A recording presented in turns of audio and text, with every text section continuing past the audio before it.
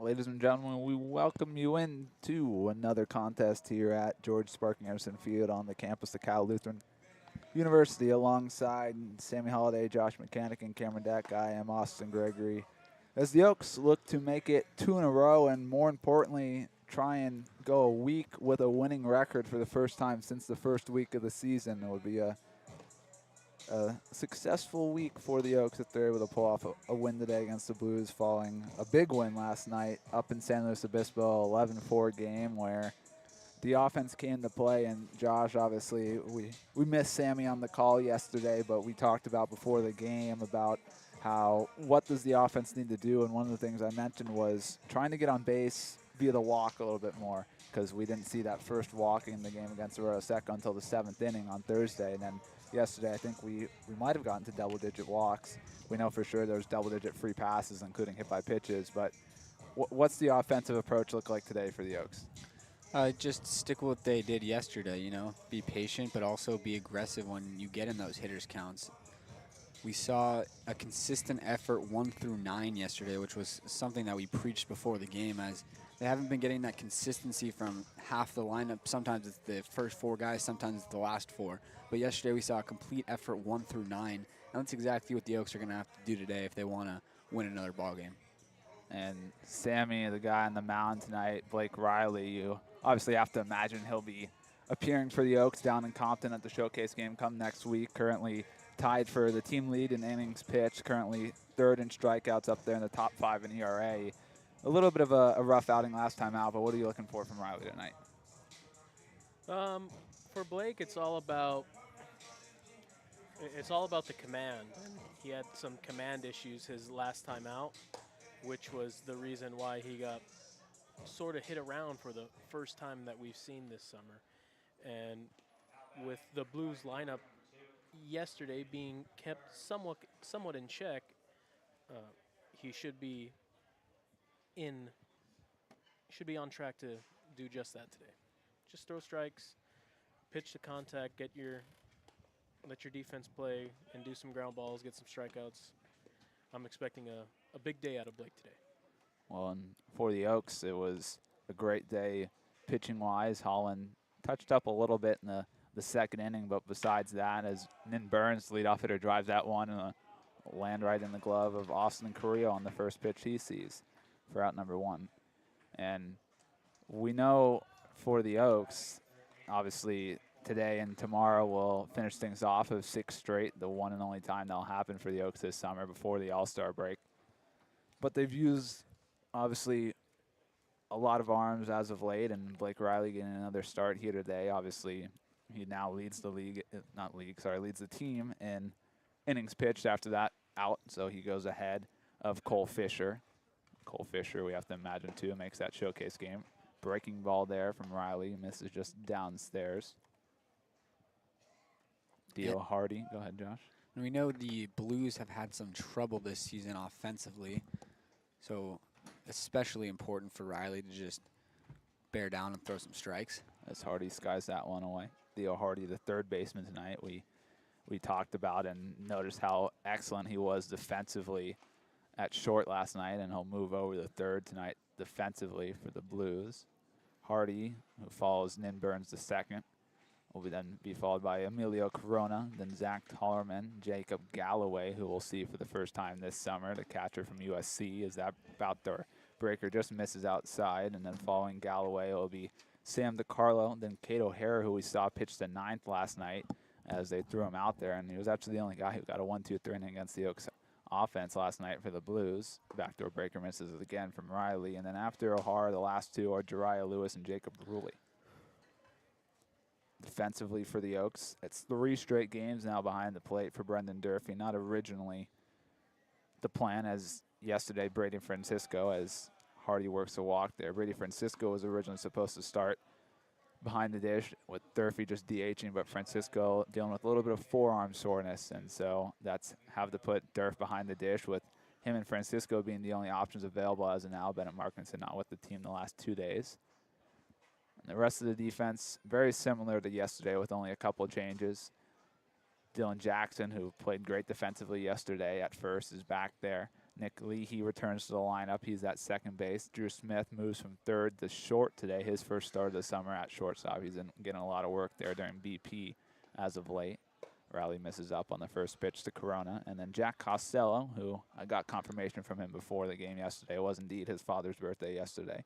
So that's why he was missing in action yesterday. He returns to the lineup today. And in the outfield, exactly the same as last night. Carrillo in left, Moyer in center, and Wright in right. That one's popped up, a little bit of a broken bat. It's Drew Smith will set on it for out number 2.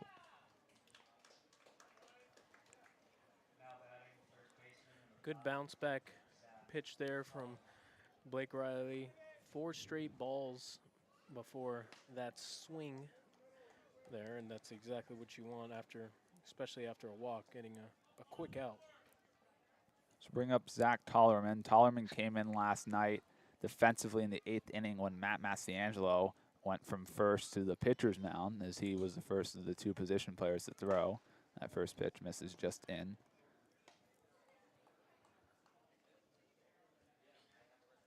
This this summer for Tollerman, I actually don't see him on the team stats page, so he might have just appeared in some actually, there he is.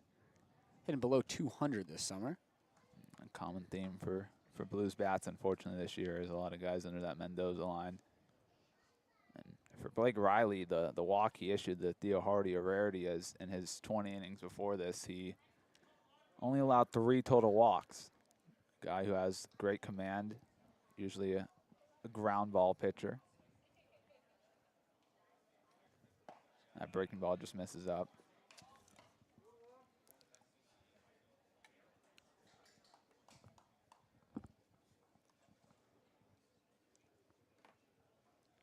Two one now to Tollerman. Reilly comes set. He delivers. That one in there. And obviously, more importantly in today's game is we get the return of Cameron Deck, who we can actually see the strike zone with today, as it's hard for us to see things up and slow with how far we are away from home plate. 2-2 delivers from Reilly. That one flared towards Leehey at second. He'll take the hop, gather, and fire. And Reilly works around the walk. We'll be back in the bottom of the first. It's a usual threesome at the top of the order. Moyer, Carrillo, and Costello. We'll be back.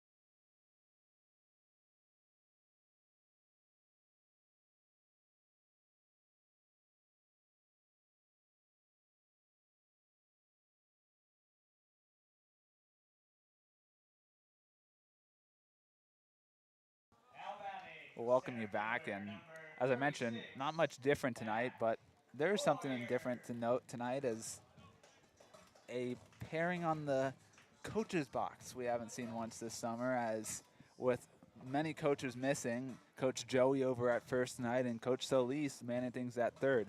No Jose or Parker here tonight, so an opportunity for Josh Mechanick to get out there in the base path, but I guess not. Dude, where was my text? That one misses away. I was joking with Coach Solis before the game because he was downstairs in the press box. I go, what are you doing down here? He's like, I decided to be back here today. I go, well, does that mean you want to broadcast the game and we'll go out there and coach? He goes, fine by me. All right. These are the moments where I wish we had more than one camera. That way we could just set up the Joey cam. first base coach camera. Just get it on Joey the entire time, and we'll just have a little picture-in-picture going. That one's snared by Fisher Johnson for out number one. And for the Blues today, it's a Trojan tandem of the battery with Fisher Johnson, the pitcher on the mound, and Jacob Galloway, the catcher behind the plate, and the rest of the defense with Galloway and behind Johnson, Tollerman at first, DeCarlo at second, O'Hara at short, and Hardy at third rounds out the infield. And the outfield from left to right is Reilly in left, Lewis in center, and Burns in right. And interesting to see Nin Burns the second out in right. Last night Jack Smith was talking about with Burns being in left that it's a rarity to even see him in left because he's a center fielder by trait and had been a center fielder all season long. But now we've seen in the last two games he's played the corner outfield positions. Must mean that Jariah Lewis is very good out there in center field for the Blues. So bring up Austin Carrillo. So take a fastball on the inside part of the plate, 1-1 now. The order is Moyer, who just grounded out there, followed by Carrillo, who's in the box now, and then Costello, who's in the on-deck circle. The 1-1 pitch from Fisher Johnson to Carrillo. Carrillo flares that one. It'll get over the head of Hardy. It'll be a flare single for Austin Carrillo. We'll take those soft contact hits because usually that's how things are beating against the Oaks, but the Oaks have been using soft contact a lot as of late to go their way. Following Costello will be Brendan Durfee, the cleanup hitter, who you have to imagine he'll be finally getting that call for the showcase game this year. And then Drew Smith will be batting fifth. Chris Wright will be batting sixth. Then the bottom third is Leehey, Jackson, and Andeel.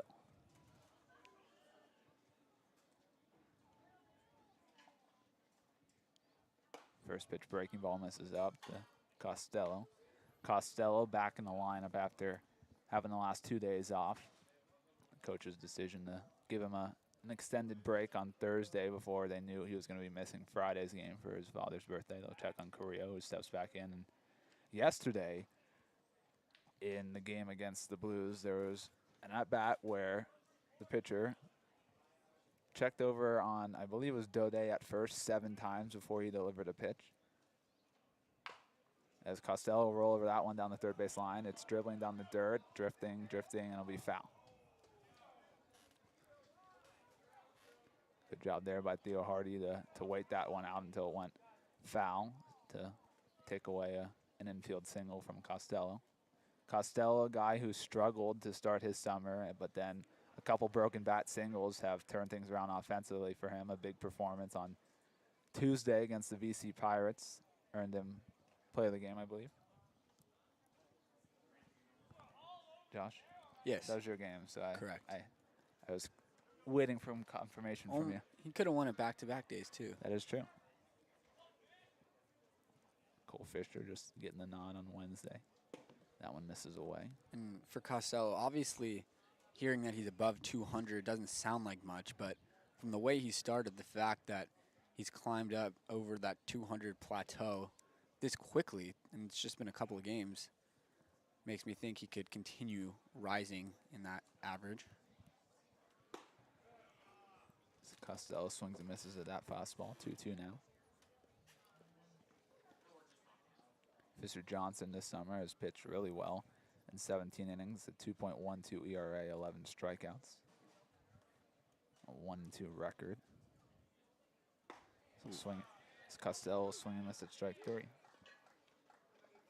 bring up Brendan Durfee. As we know, the excellent summer that Durfee has had. The average currently sits at 379, which obviously it went up after his performance yesterday. He was in the conversation for player of the game, but the 4 RBIs was hard to pass up on the performance of Mac Moyer to not give him the nod, his first nod of the summer. On base percentage for Durfee, 455, and the slugging percentage, 466. Pretty good if you ask me. Leads the team in average by quite a bit. Leads the team in on-base percentage by a decent amount. He also joined Chris Wright in that double-digit mark in the RBIs category. Wright with 12 on the year after driving one in yesterday, and Durfee up to 10. And even though Johnson got the strikeout that last pitch against Costello, that was a hanging breaking ball, and if he throws any more of those, he could be in danger of giving up some loud contact. That was not a great pitch. It was just a case of Costello swinging under it.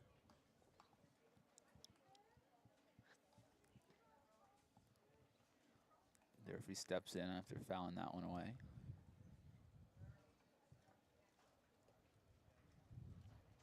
So we'll roll over that one the second.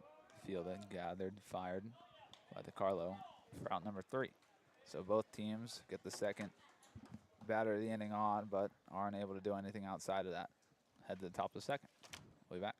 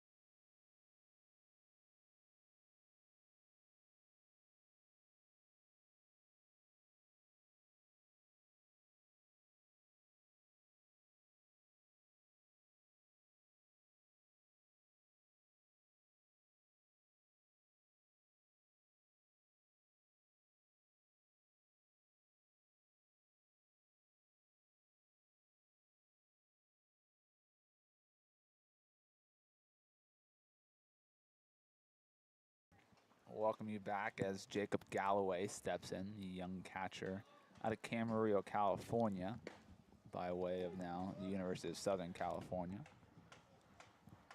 I believe he played his high school ball at Harvard Westlake, though.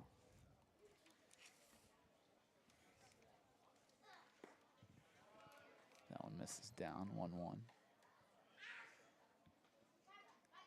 Very limited playing time for Galloway this summer, just 0 for 5 in league play. That one misses away. The Blues have a lot more non-league matchups, so that's where the majority of Galloway's playing time could be coming from. We also know that Jake Bold is quite the defensive catcher behind the plate, and he's been getting a lot of the big minutes in the league matchups for the Blues this summer. No clock in baseball, Austin. There is no minutes. Yeah, I know. Both Well, Bold, major leagues, there's the clock now, but true. Both Bold and Matt Spear, 2 catchers each with 20 at-bats, but just the 5 for Galloway. That one misses away. Count will run full now to Galloway. not the command we were hoping Reilly would have out of the gate. That one's skied towards the left field line. No drop foul.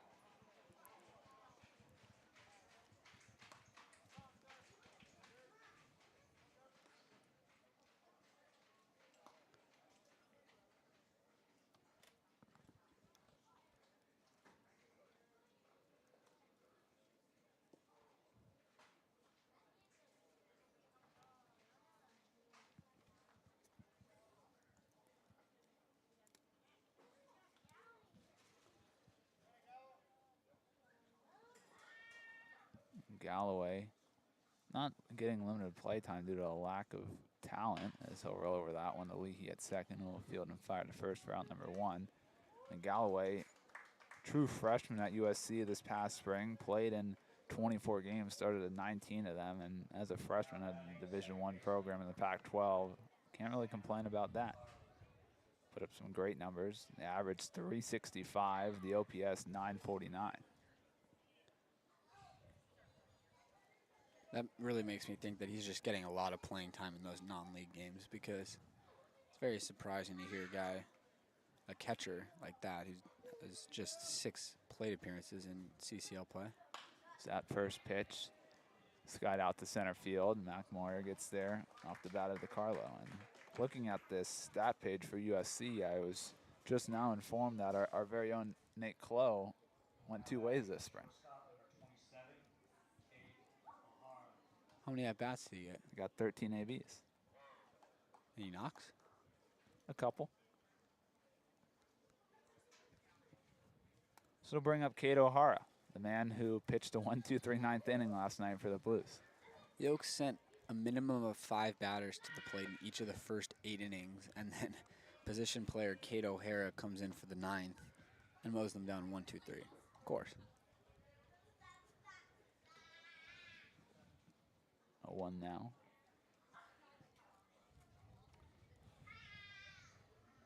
Fastball. Ruled ball 1. Just misses below the zone.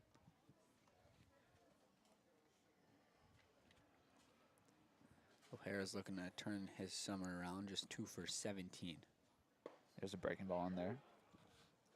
And interesting to see what we were talking about when we saw the lineup come our way for the Blues, that O'Hara would be pushing Hardy out of the shortstop position defensively, which how good Theo Hardy is defensively over there. But Hardy will occupy the hot corner today. 2-2 now. Jariah Lewis waits on deck.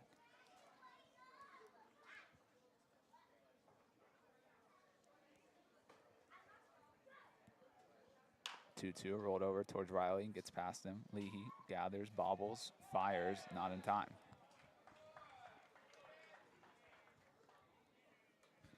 So that one will probably go down as an error to Leehey.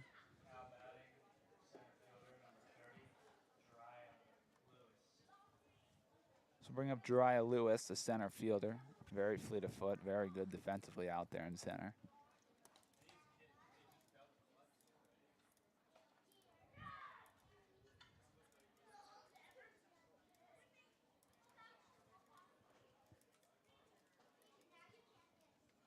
First pitch breaking ball, misses away.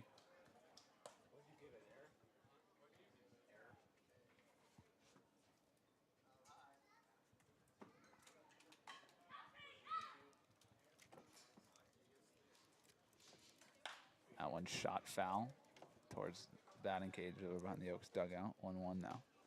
Official ruling an error on that O'Hara grounder.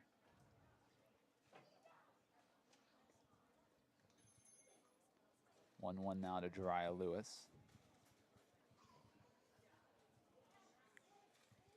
Wouldn't be surprised to see O'Hara run. 1-1 delivery. That one skied towards shallow left field. It's going to be a tough catch for Carrillo, and it's going to drop in front of him fair.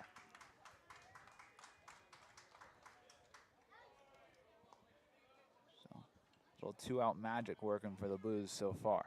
First and second now with Jacob Bruley coming up.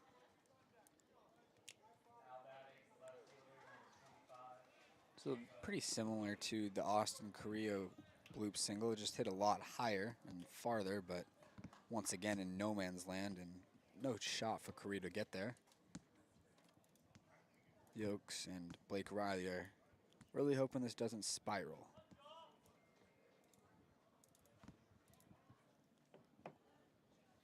There's the first pitch breaking ball in there for strike 1.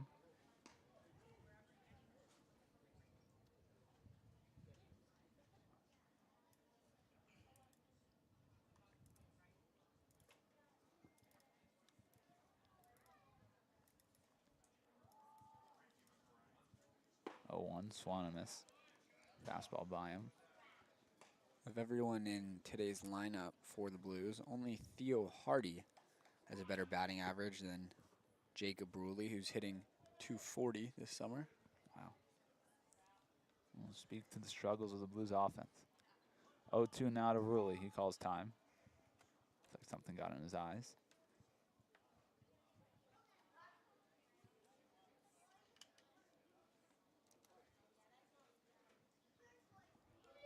Oh, 2.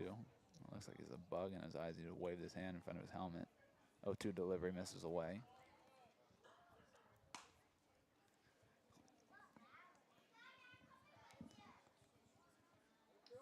He'd like a little better, more competitive pitch on that 0-2 spot from Reilly. He's gotten some misses, gotten some swings and misses with that breaking ball, but he wants it a little bit closer to the strike zone. 1-2 delivery. Runner goes. Throw down the third from Durfee. Too high. That's the pitch that Reilly was looking for, but he just didn't get the chase. O'Hara a little shaken up after his stolen base there. He slid right into the knee and shin of Jack Costello, the crown of his helmet. Leaving there, if we were playing college football, might be kicked up for targeting. Started to bring Dean Turner out to the third base, but then he got about halfway between the first baseline and the dugout and turned back around. O'Hara will stay in the game for now. Looks like his neck is hurting. He's stretching over there and grabbing it. 2-2 delivery from Reilly. Just misses down. Count will run full. With Lewis's speed at first, I'm surprised that he wasn't following O'Hara. Just don't know if it was supposed to be a double steal on or if it was just O'Hara swiping the bag himself.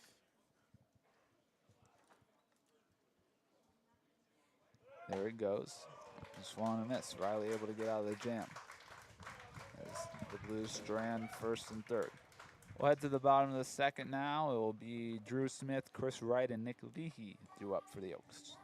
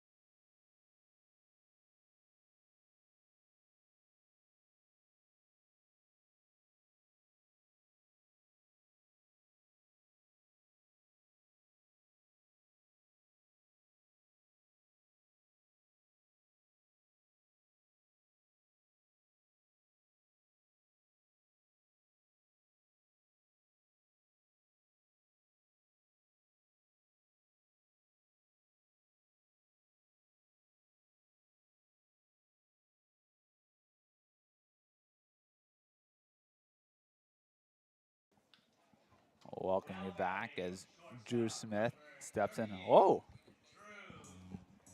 And as Cam just pointed out to me, all of a sudden, Jose is here. So only one inning for Joey out there at first. All right, That's all he could handle. Turn off the other camera. Jose's lunch just went a little no long. No longer need it. No longer need the second camera. The first base cam? Yep. First pitch fastball to Drew Smith. We'll signal to them, turn it off. Yeah, First pitch strike. Maybe they'll just keep rotating. Everybody gets to coach first base today. Whole 9 innings. Cam, you're out there next inning. Drew Smith fouls that one away. 0-2 now. There goes my tally. I was contemplating counting how many steps JoJo took in that first base box for the entire game. But got to 5 after the first inning. Jose doesn't move much over there either. 0-2 now. Misses up. Good lead by Drew Smith there. Definitely a strikeout pitch from Johnson on a high heater, but Smith's able to lay off it pretty easily.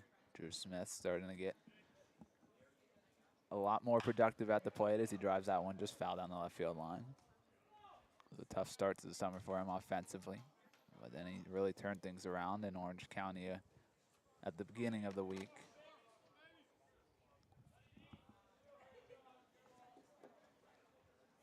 He had a big player of the game performance in last Friday's win down in Orange County. Oh, that's an unfortunate one for Drew Smith, as he thought he checked his swing and it was a drop third strike, and after the first base umpire says he went, the catcher had already gotten to the ball, so there's no chance he was going to beat that one out.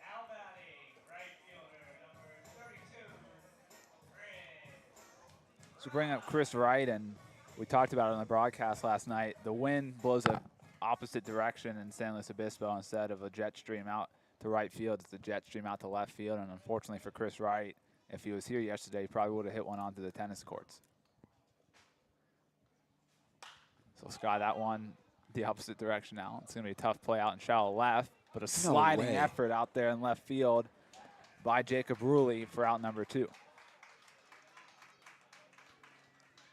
I did not think he had a chance of getting in that baseball. Even when he laid out, I didn't think he was going to get there, and he barely did. That's a very impressive catch from Reilly with just the distance that he covered and making a diving effort that was still able to hold on to the baseball. Well, that one first off the bat, I thought it was just going to be a routine play out there for Reilly, but the wind, because of how high it was, started to push it back in towards the infield, and Reilly, a nice sliding effort to make that catch for out number 2. Bring up Nick Leehey. That one misses. Oh, called strike 1. According to TrackMan, it was about 3 inches too low. Leehey originally was supposed to be the starting first baseman today. When the lineup was first put up in the dugout, there was a lot of infielders on it, and I looked and I said, well, who's going to play where, as Leehey flies out to center. But last minute change brought Dylan Jackson back into the lineup, and I think moved Zach Daudet out of the lineup, which then shuffled things around and moved Leehey over to second, and then Jackson back to first. We'll head now top 3 with Reilly coming out again.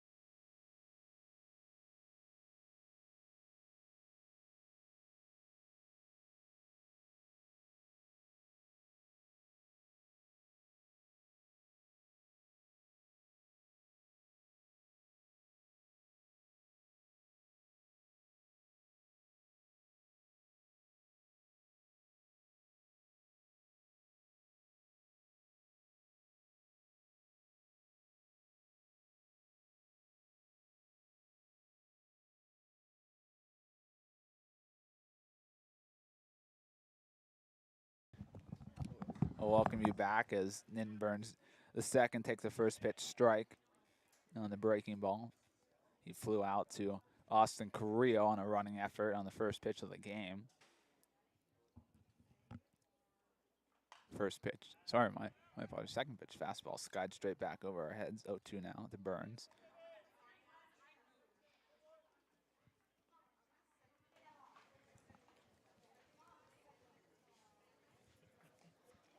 Oh, 2 now.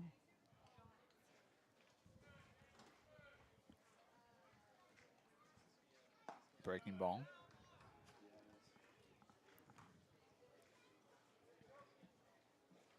Apparently down the middle of the zone, according to the TrackMan, but ruled ball one. 1-2 delivery. That same breaking ball fouled away by Burns.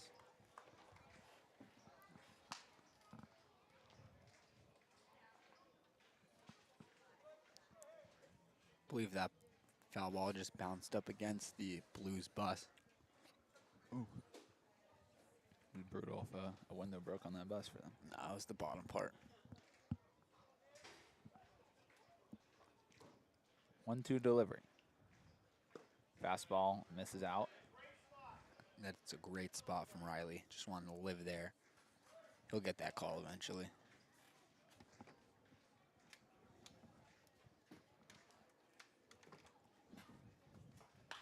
2-2, rope down the left field line, foul.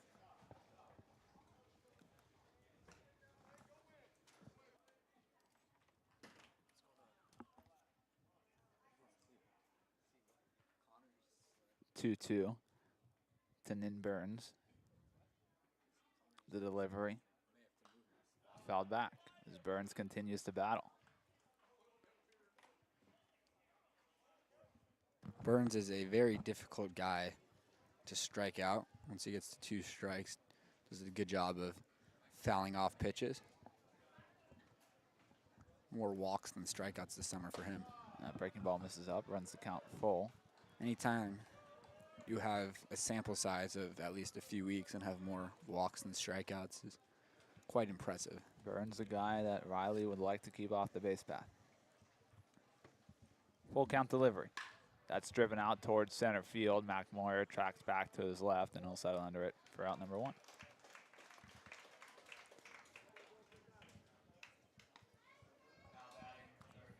Obviously, he didn't have to range too far on that one, but it's really nice for the Oaks to have a vacuum out there in center field when you know just about every ball hit in his vicinity is going to be caught.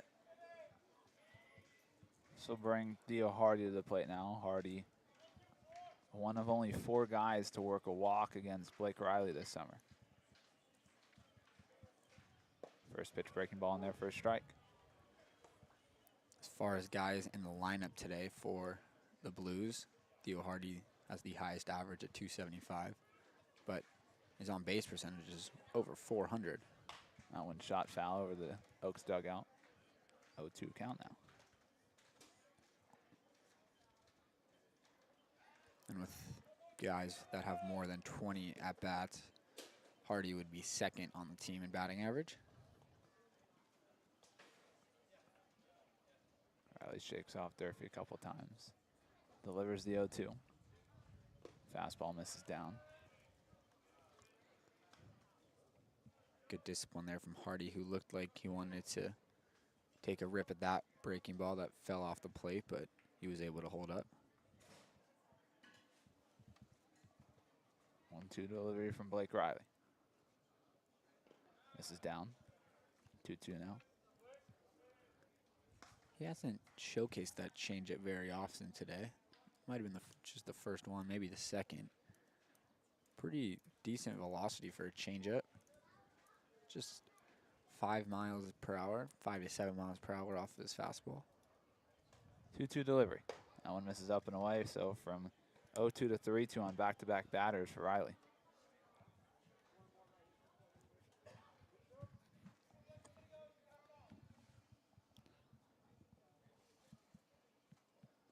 Three-two delivery. Ooh. Chased on down in the dirt by Hardy. Durfee will fire down to Dylan Jackson. And drop third strike. Reilly feeling confident in that breaking ball, going to it 3-2 against a difficult out in Theo Hardy, but he lands it perfectly to get a swing and a miss. So we'll bring up Emilio Corona. Corona broke his bat and flared one right to Drew Smith for the second out of the first inning.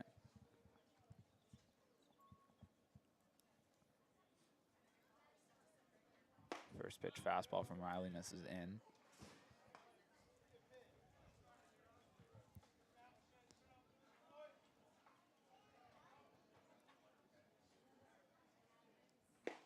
Here's a second pitch breaking ball that's in there for strike one. 1-1 now.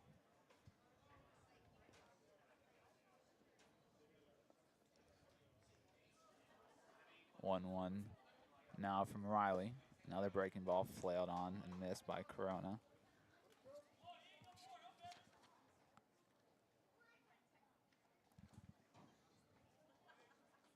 Blake Reilly's 1-2.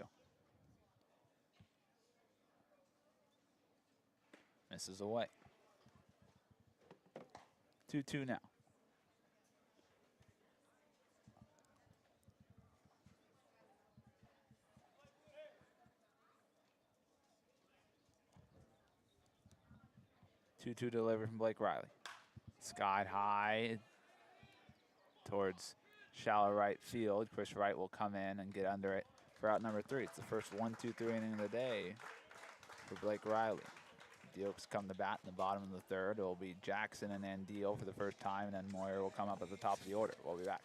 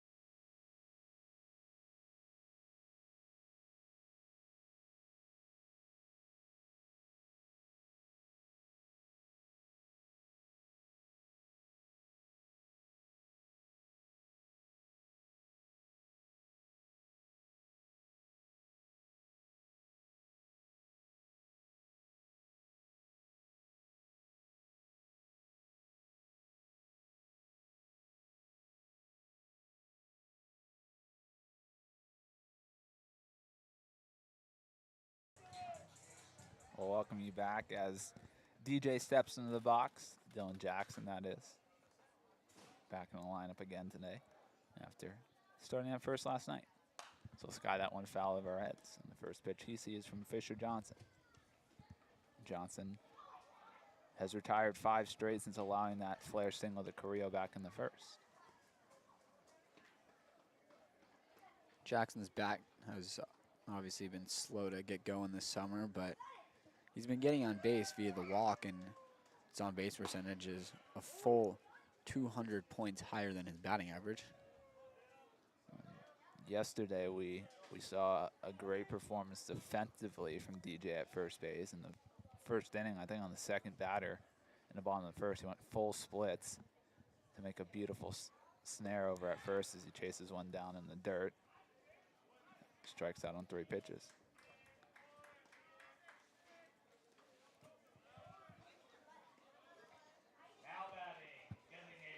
Let's bring up Max Andeel. First time we're seeing Andeel as a DH this summer since he's joined the team. We're used to seeing him out at one of the corner outfield positions. As we know, he's another great defensive guy for the Oaks. The outfielder out of Grand Canyon.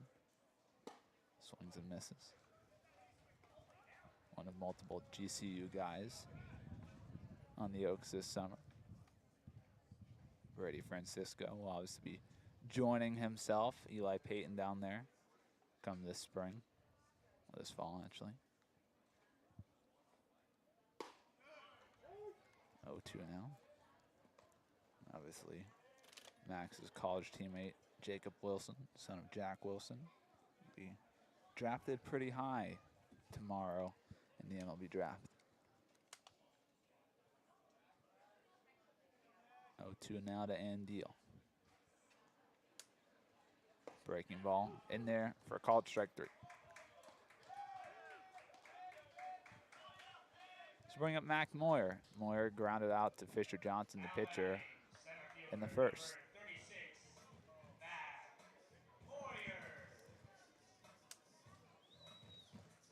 Both pitchers looking for 1, 2, 3 innings here in the third. Johnson really working quickly here. Reilly has had to struggle a little bit. His pitch count's a lot higher than we were hoping for, but Johnson going to get out of here under 10 pitches.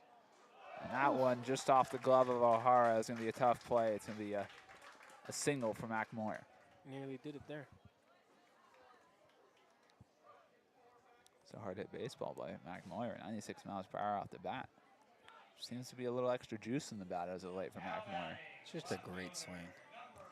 We saw that ground rule double down in Pasadena on Wednesday night from Moyer. Then he crushed one to right yesterday, which I think was caught actually.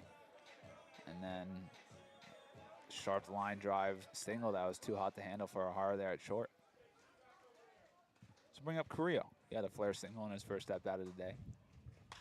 I'll flare that one again towards shallow left. It may drop, but the fleet foot of Reilly makes another great catch out there for out number 3. We'll head now to the 4th. We'll be back.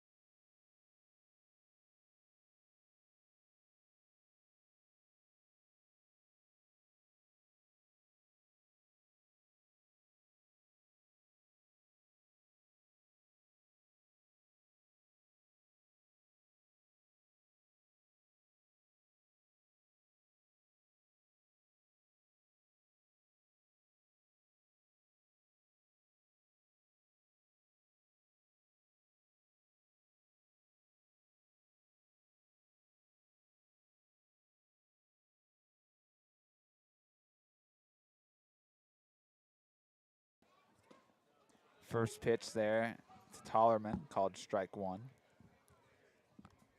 Tollerman originally from the Bronx.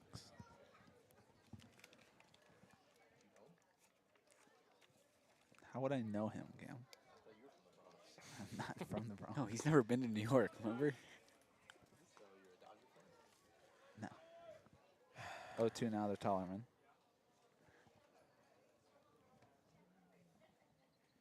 Fraudulent team out there in the Bronx, not even in the playoffs. Flared out to shallow center. And what a, just off the glove of Leehey. Thought he made the play originally, but just out of the stretch of his glove.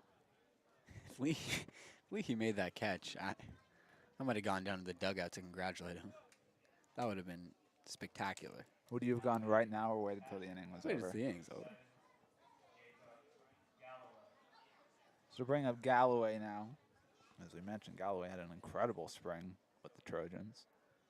Very limited CCL action, though, so far this summer with the Blues. He grounded out to Leehey to start the second inning.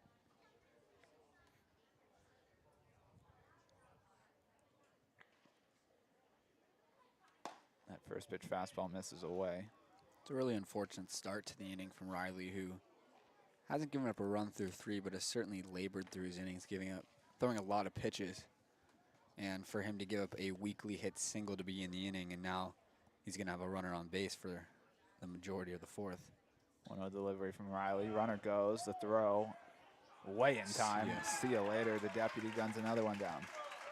Well, scratch what I just said about a runner staying on base. That's very helpful.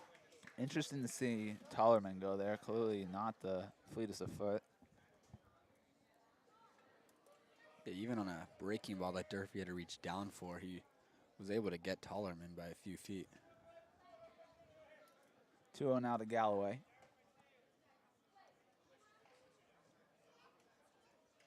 Backdoor breaker in there. The traditional 2-0 backdoor breaking ball. 2-1 now from Blake Reilly. Fastball fouled straight back towards Cam.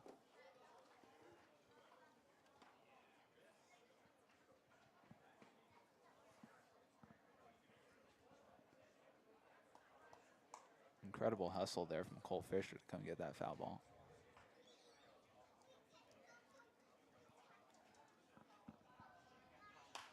That one fouled away.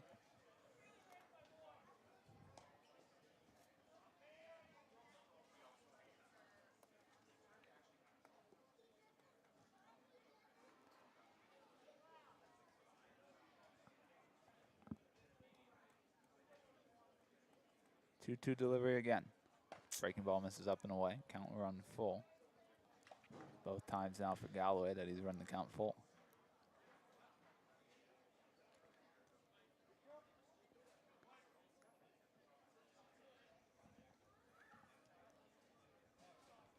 Three-two delivery. That one fouled away again. With the rate that Reilly is throwing pitches, I'd be really surprised if you see him get past the 5th inning. That pitch count creeping up. It's got to be close to 70 pitches now, Josh? Next one he throws will be 64. Here's the 64th from Reilly. Rolled over towards Smith at short. Eats him up.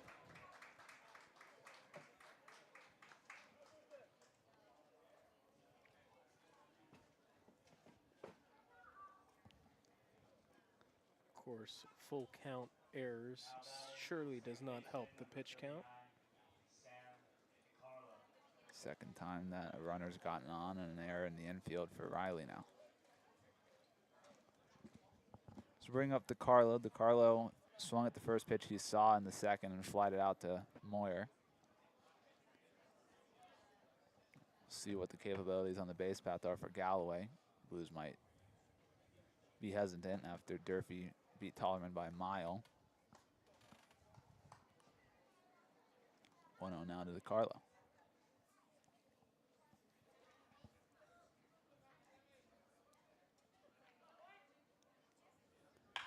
That one's driven out towards left field, back at the track, at the wall. It's off the top of the wall. Flying around third is Galloway. He'll head home, and he'll be in there easily. It's a loud RBI double for Sam DeCarlo. 100 miles per hour off the bat.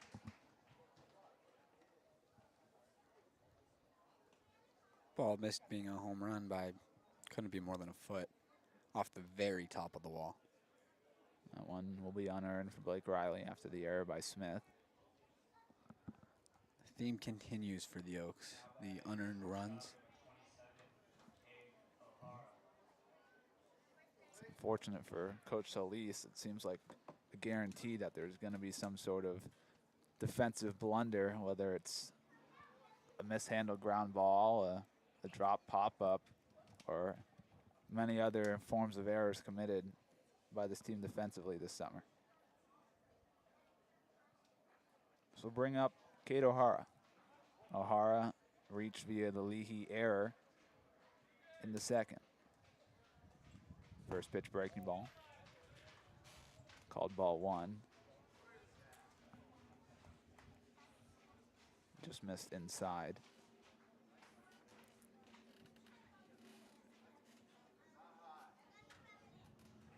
One 1-0 now from Reilly. Looks over at second, delivers, runner goes. Durfee throws to third. Got another. Stop running on the deputy. DiCarlo had a huge lead, but didn't get the best jump. Seems like he hesitated just before he left, and Coach Trainer's not happy about that call. Rightfully so. Trainer, I just heard trainer mouth. Well, I just saw mouth. I don't want to walk that far.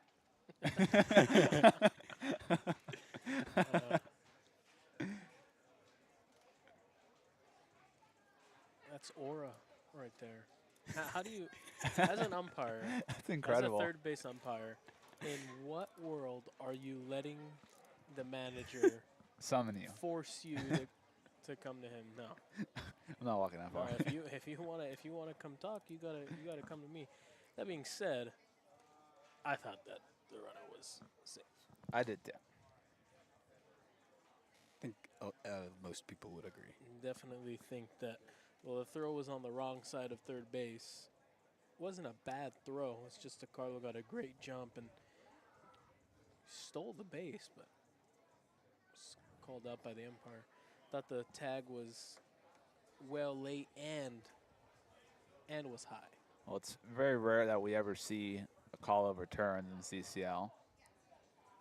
So the call will stand. Count will still be 1-1 to O'Hara. And Well, unless you can challenge with instant replay, they're never going to overturn the call. It's just with that, you're just more letting the umpire know that he messed up.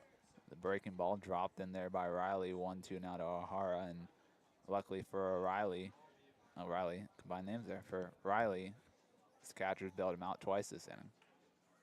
That one shot up the middle. Smith to his left, gathers, fires, throws. What a stretch by Dylan Jackson. The Oaks get out of it with only a little damage. The Oaks will chase one as we head now to the bottom of the fourth. We want to remind you that coming up next Wednesday, it's the 30th annual CCL Showcase game. Game will take place at 7 p.m. on Valley Sports TV, where the top CCL performers from this summer from both the North and the South will compete against one another down at the MLB Youth Academy in Compton, California. Pre-game workouts will begin at 3 p.m. and then it'll be followed by the first ever home run derby, and we'll see how that turns out. For more information on the showcase game, you can visit calsummerball.com and be sure to follow the action on social media using the hashtag CCL 30 years and CCL baseball. We also want to take this time to thank our sponsors, the Amateur Baseball Development Group, led by Mike Sosha, Randy Reilly, Amy Ashford, and Kevin Muno. And obviously, more importantly, a big sponsor for the CCL and for the Conejo Oaks is the hat sponsor, Richardson Sports. I believe you can still, yes, the tent is still set up, so there's still hats for sale at the gate for the Oaks. I believe we've officially run out of the trucker hats. I think we're only down to the on-field caps now. But I'll stay with you now as we welcome you back for the bottom of the fourth with Costello, Durfee, and Smith due up.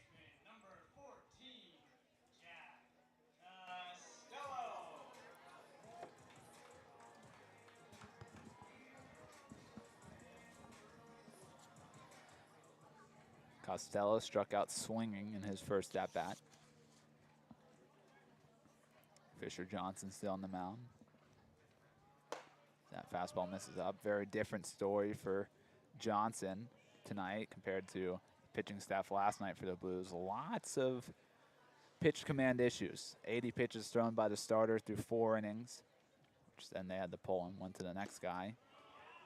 Threw a lot of pitches as Costello tips that one in the glove, and then it eventually got to the point where the Oaks faced not one, but 2 position players for the Blues last night. And a large reason why there was a lot of pitches thrown was the Oaks are very disciplined in the plate, work double-digit free passes as that breaking ball misses away, and the Oaks yet to have a free pass so far today.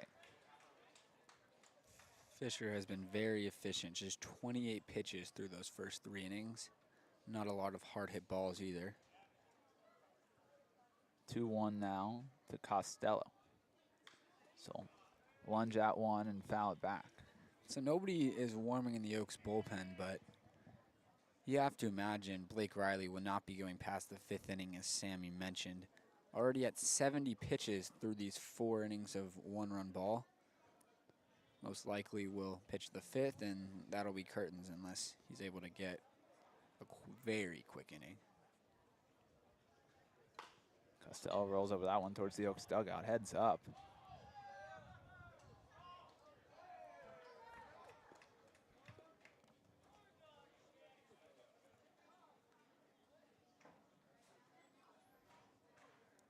Two remains the count to Costello. The delivery, swung on a miss. It's a breaking ball, fools Costello.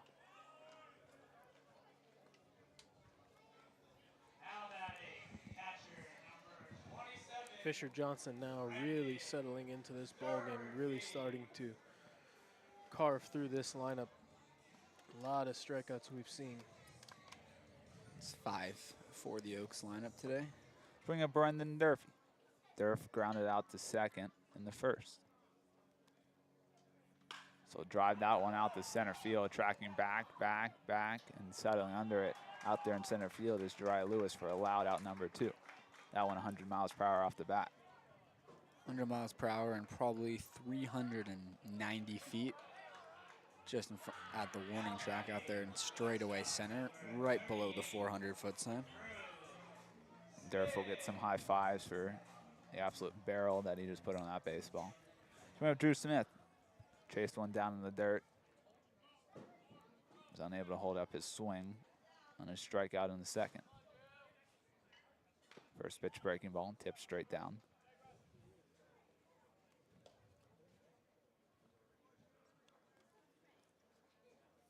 Smith looking to make up for the error he made that ended up costing the Oaks a run.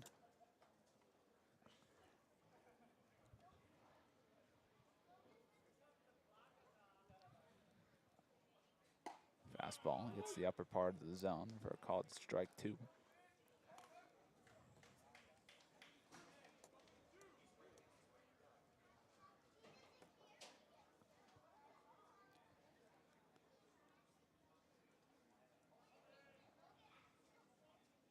Breaking ball. Able to hold up that time.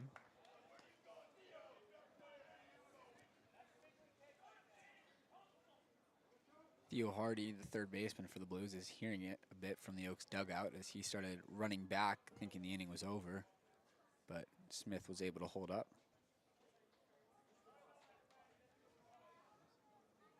That one is down in the way.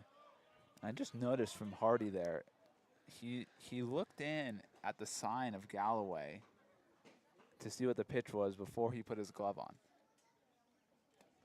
Impressive that Hardy knows all the pitch signs. I'm surprised that he can see the pitch signs from there. If he can see him, then Coach Solis might be able to see him.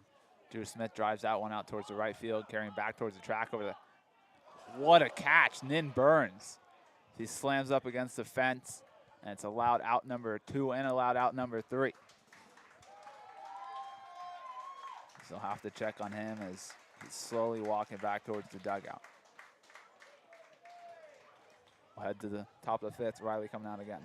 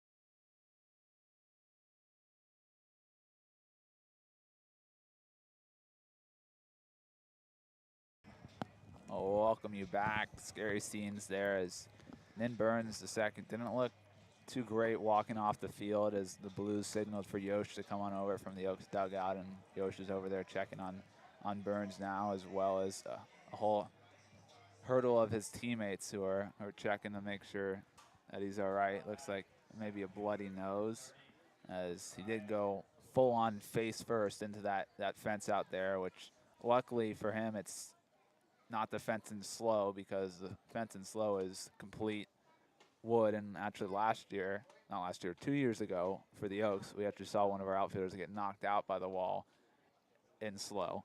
Oh. Takes me back to Aaron Rowand. Josh, remember that one? I do. It's a good pull. I thought you were going to say the Bryce Harper one, his rookie year at Dodger Stadium. You went farther back, though. Deeper. I remember the Jason Bay catch. I was actually at that game. 0-2 now. Or we could talk about the one where... He went through the bullpen, that one. Yeah. Talk about the one that broke Judge. Incredibly soft. Oh, that one was not... Nin Burns looked like it hurt more. He didn't hit his toe. That one got a piece of Durfee, not sure where. But he's all right. Looks like maybe got him on the thigh. It was a check swing that went straight down off the bat of Lewis. Looks like I just peeked into the Blues dugout. Does look like Nin Burns putting on his helmet and batting gloves. Wow, trooper.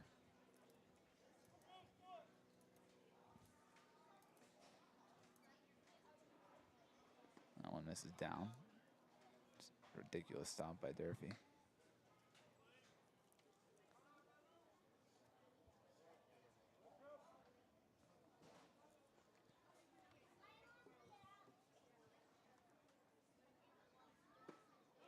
That breaking ball.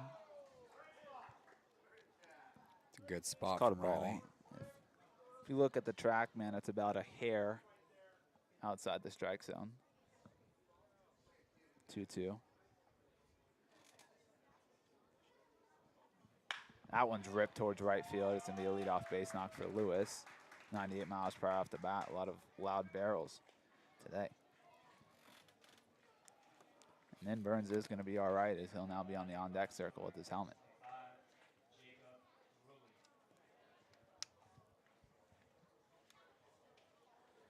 I'm sure throughout this ballgame, the Blues are going to be keeping an eye on Nin Burns.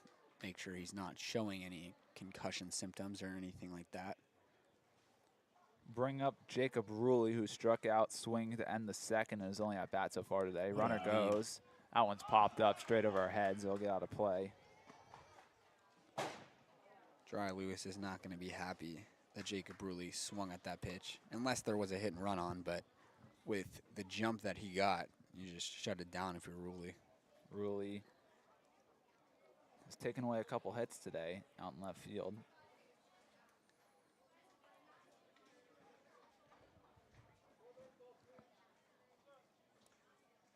This outfield that the Blues have today might be one of the fastest outfields combined we've ever seen in the CCL. So check on Lewis over there. We know the speed of Lewis. Obviously, we know the speed of Burns, and we've seen today from Reilly. He made a nice sliding catch, and then he made a nice running shoestring grab out there too. A one delivery. Popped up, that's in the infield. Leehey shading his eyes from the sun. Will settle in there for out number one.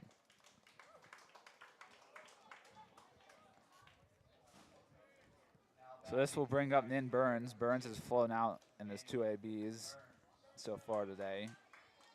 He flew out to start the ball game on the first pitch he saw to Carrillo and left, who had to make a running grab. Then he flew out to Moyer, who had to track back a little bit to make a catch, and then he flew out. Oh, he hasn't flown out yet. Maybe I'm foreshadowing. Runner goes, and that one rolled over and through the hole, 5-hole of Costello. As Carrillo will throw in the second to hold Burns at first. It'll now be runners on the corners as it's another error for the Oaks.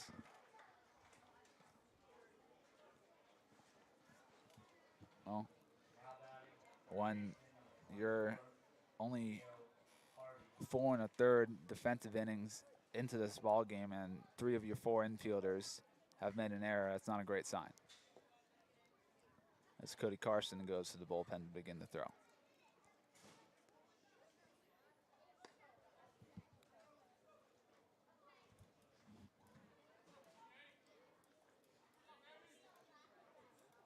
Only seen Carson start games so far this summer. Bunt from Hardy, looking for a little suicide squeeze action.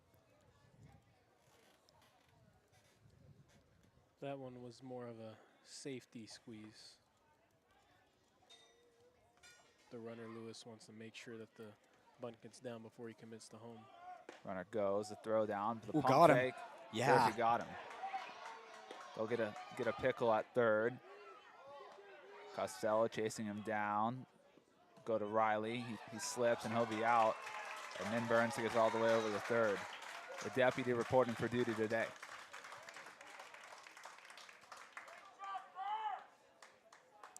Durfee definitely faked me with that pump fake as well. That was a great job by him and firing it over to third base, and then the Oaks execute the rundown well, but not well enough, as Lewis was able to stall long enough to get Burns all the way to third.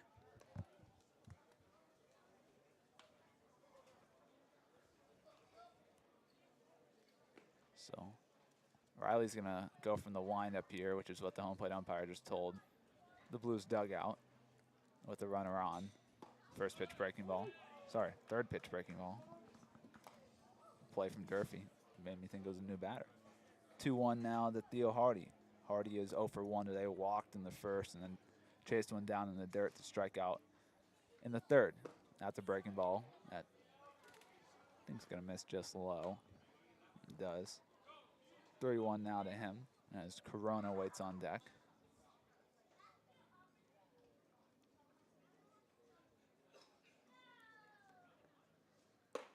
There's a walk for Hardy for the second time today. Not a big deal. Unfavorable lefty-righty matchup for Reilly. Bring up Corona, who's 0 for 2 today. Runners on the corner now. Durfee will signal another play for first and third. Durfee's already caught 3 guys trying to take a bag on him in this one.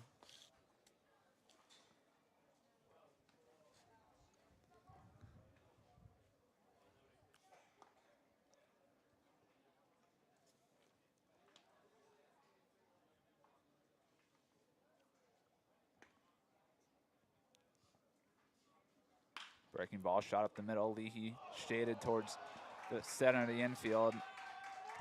Commits his second error of the ballgame. So that'll be another unearned run that comes across for Blake Reilly. As that will warrant a mound visit for Coach Radinsky.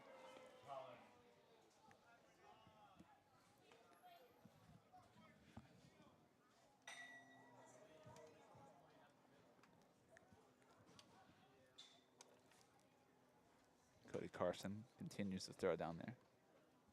Rarity to see there's nobody protecting Ryan down there in the bullpen today.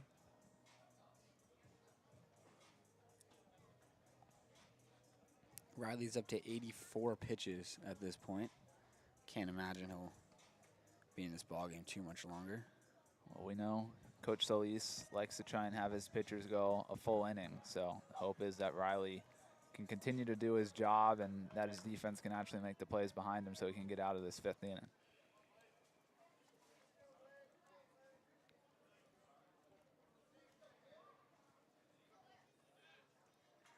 Pitch from Reilly, a breaking ball, gets the inside corner. Front door breaker. Gets in there on Tollerman. Tollerman 1 for 2 today. Grounded out to end the first, and then he singled and then was gunned down by a mile by Durfee for his first of 3 caught stealings in the last 2 innings. That breaking ball rolled over towards Smith. He comes charging in. Fields fires. He'll get out of it. So another unearned run comes across for the Blues in this inning as the Oaks will chase 2 as we head to the bottom of the 5th. It's Chris Wright, Nick Leehey, and Dylan Jackson coming to the plate.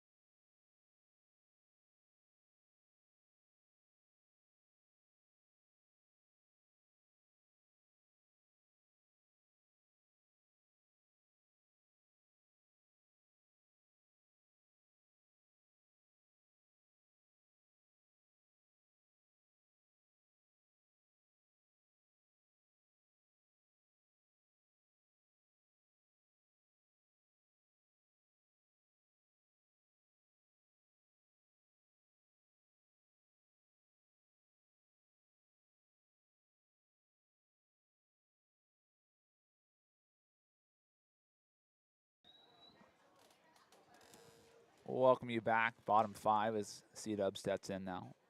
Takes the first pitch up. Chris Wright 0 for 1 today. He was the one who was robbed of a hit by Reilly. That sliding catch that the wind picked up. 1-1 now to Chris Wright.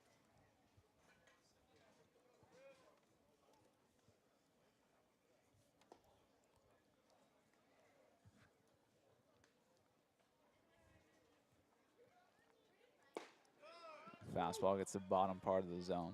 The Oaks need to make Fisher Johnson work this inning. Only 39 pitches through 4.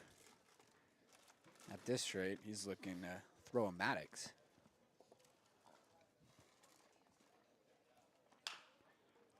Rolled over towards the mound.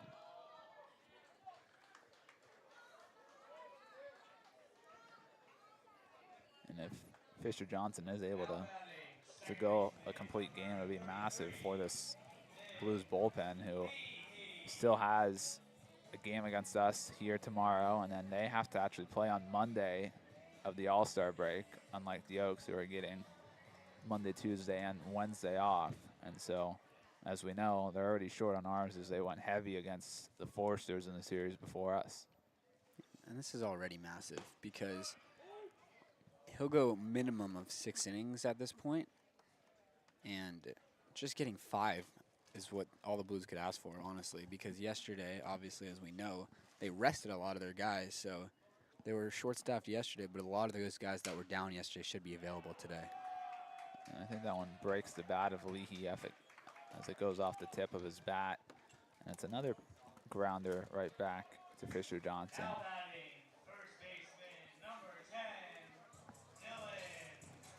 So bring up Dylan Jackson. Jackson chased one down in the dirt on his first at-bat of the game in the 3rd.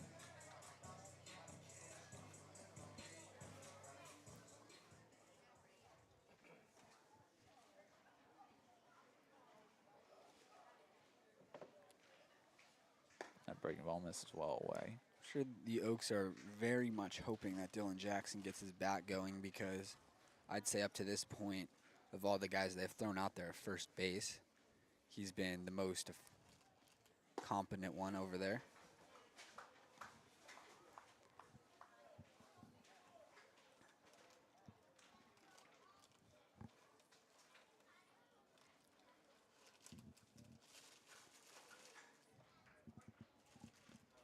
Two-0 delivery.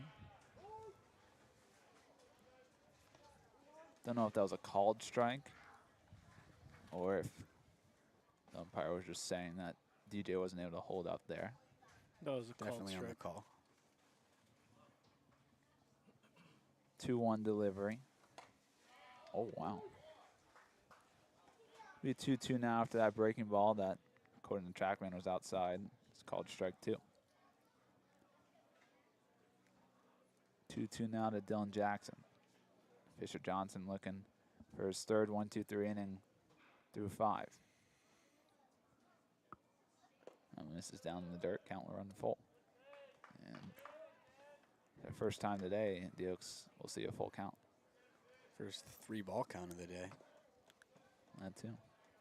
No free passes, only 2 hits. The Oaks have committed more errors than hits. 3-2 delivery. Fouled away. That one just misses the Blues bus.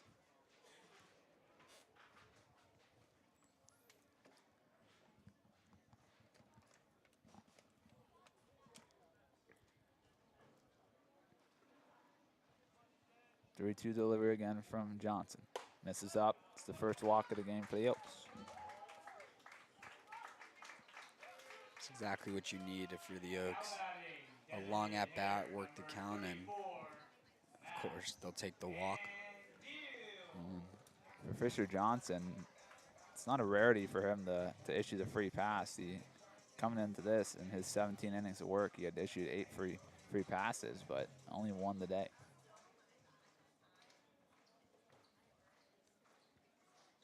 So bring up Max Andeel. Struck out looking in the 3rd.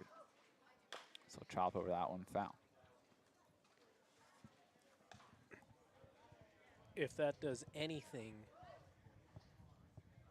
that Jackson walk, it at least turns the lineup over. In worst case scenario here, the Oaks will have the leadoff man leading off the 6th, and Mac Moyer. That one misses down in the dirt, 1-1 now. And it also just makes Fisher Johnson throw more pitches. With that last one to Andeel, he's now thrown 14 pitches in the 5th, which is more than he threw in any of the first 4 innings.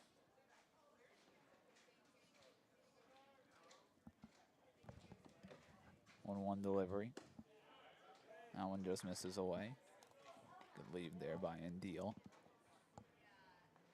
Decent sized turnout here for the Oaks fans tonight.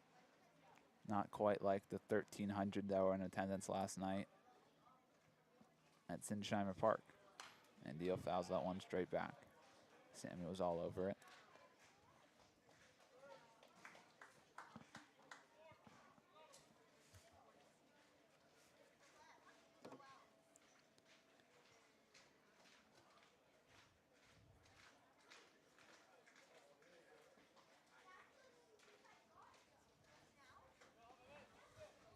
Two now to Andeel. They'll check over on Jackson at first, who's there very easily.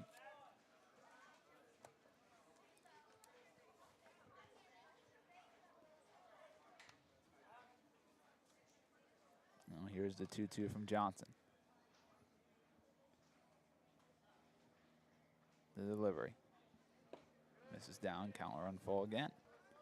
First 2 guys to see 3-ball counts and full counts for the Oaks, having them back-to-back batters, as we see first sign of struggles from Fisher Johnson.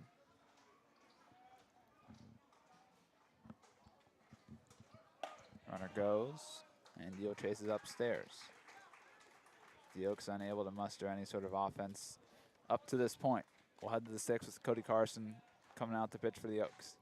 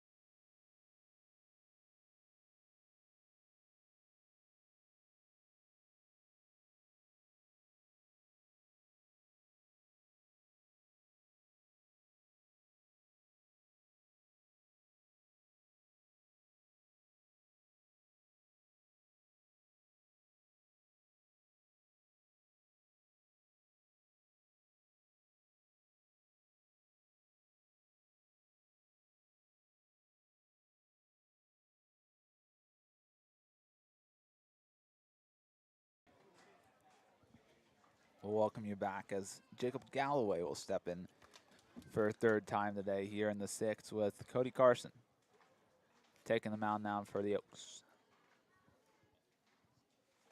That one misses away. Galloway 0 for 2 today, grounded out to Leehey to start the second, and then he reached via the Drew Smith error in the fourth. Cody Carson having himself a solid summer. He's thrown 10 1/3 so far this summer as Galloway chases that fastball away. The big issue for Carson this summer has been the walk. He's issued more walks than anybody on the Oaks pitching staff this summer. That backdoor breaker fouled away by Galloway. Cody Carson just finished up his second spring at Moorpark College. Still undecided where he'll be taking his talents in the future. As are a lot of guys on this team.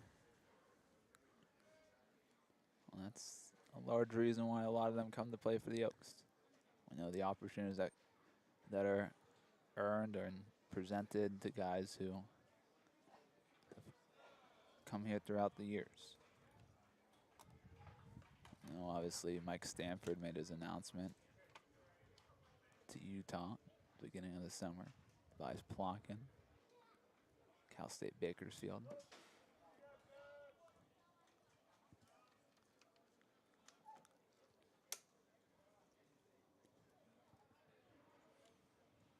Two now to Galloway. Backdoor breaker just misses out. Lots of hoots and hollers from the fans on the Oak side, but that one was definitely out.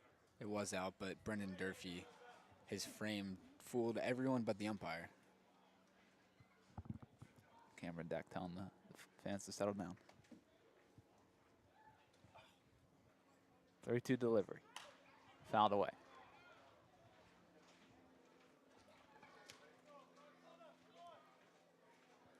And we'll see what the plan is for Cody today. Obviously, he has been used as more of an opener rather than a starter in his appearances this summer.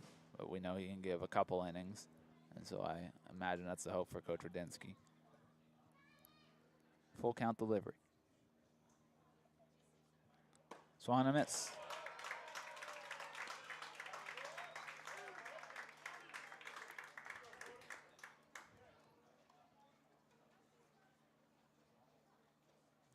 Let's bring up Sam DiCarlo. DiCarlo flew out to Moyer in the second, and then he had that loud RBI double that he hit off the yellowing at the top of the fence out in the outfield, which means it was probably about a foot, 6 inches short of going over the wall. And then he was caught stealing by Durfee.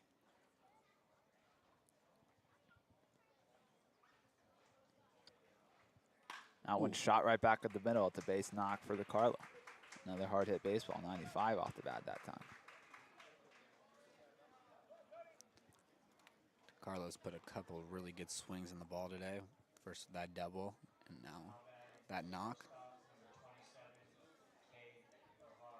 Nearly took the head off of Cody Carson on that one.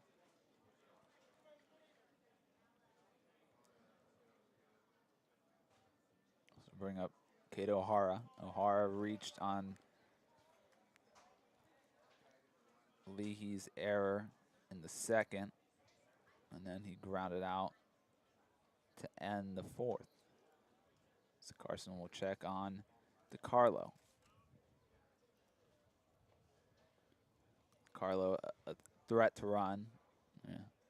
We thought DiCarlo was probably safe when he was caught stealing by Durfee at third in the fourth.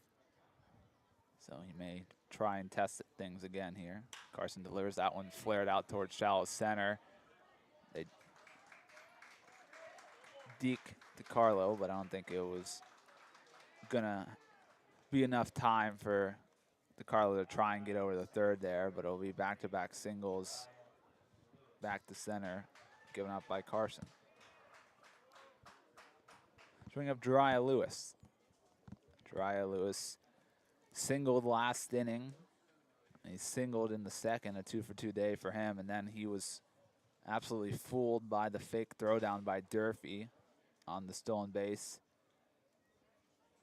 from Nin Burns, which then got Lewis in the pickle, and then he was ruled out. Nin Burns then came around the score, so he was 1 of 2 unearned runs that the Blues drove across against Blake Reilly. After a brief meeting on the mound between Durfee and Carson, Carson gets the sign from Durfee. Comes set. Delivery.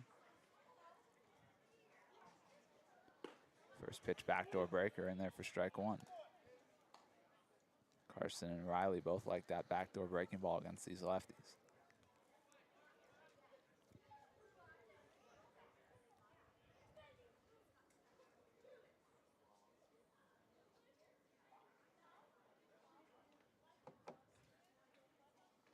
That backdoor breaker misses away.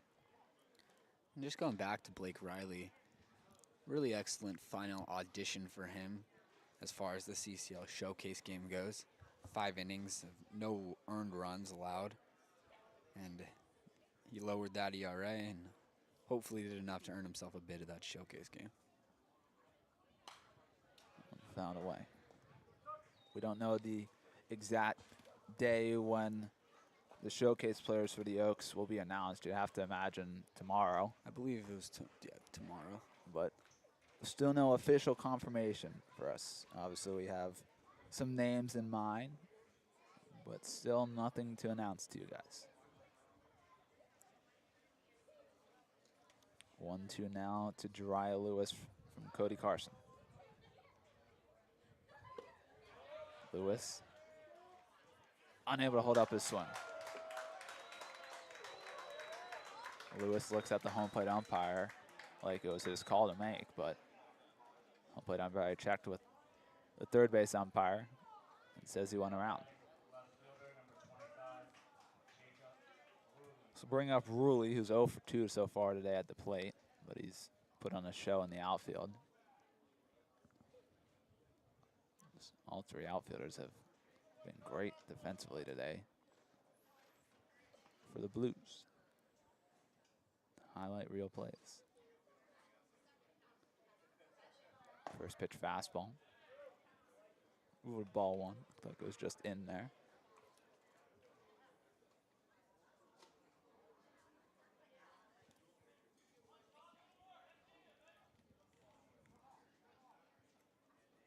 As Durfee tells Carson to step off there.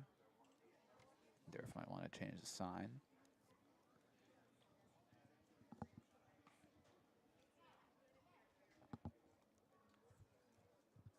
Carson comes, sets, delivers. That fastball misses down. 2-0 now. Then Burns the second, waits on deck. He's 0 for 3. Has a run scored because of the error. Put one through the 5-hole of Costello at third. Durfee will call time again, as he may think that the Carlo's picking up the signs over there at second. Just wanted to get on the same page as Carson there. Didn't look like they changed anything up. Just wanted to make sure that they were in agreement as far as the signs go.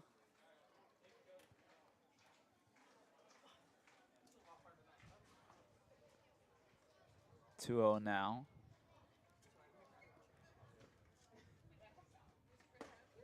Fastball from Carson misses in. 3-0 now. As we've mentioned, the pitch control has been a little bit of an issue for Carson. Leads the team in walks. Him and Jack Holland, the only pitchers in double digits. That one ruled strike 1. He really started to walk towards first, but he'll step back in the box. Fastball gets the bottom corner.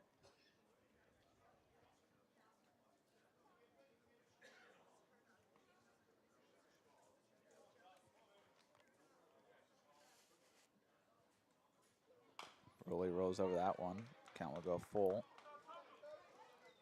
To the left fielder out of Cal State Bakersfield.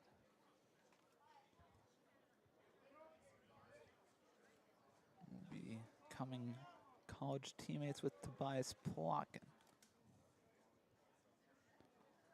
Full count delivery will put the runners in motion. DeCarlo off a second and O'Hara off a first. There they go. That one's ripped towards left and will get through with the runners in motion. DeCarlo will come around the score. It's an RBI 2-out base knock for Jacob Reilly.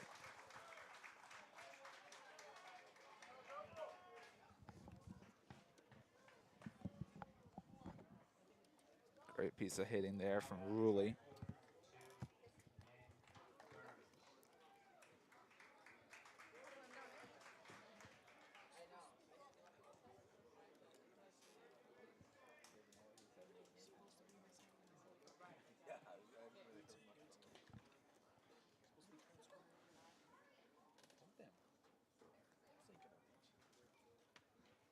First pitch to Nin Burns, nearly hits him.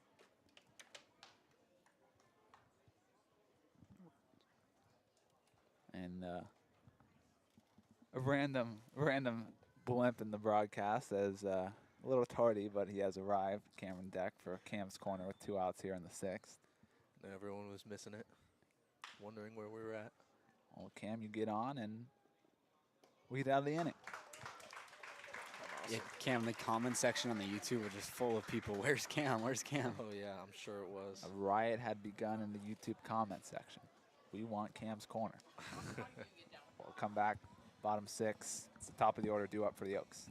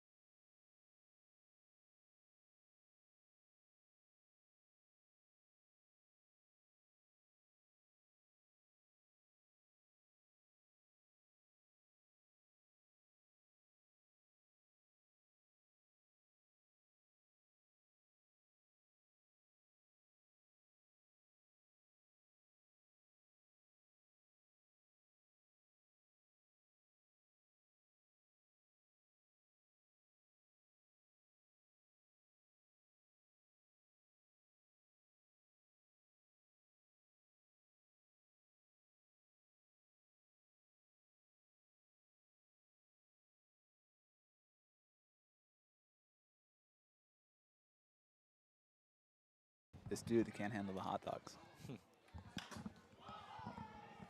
So Moyer skies that one out to shallow left as Reilly will settle under it for out number 1.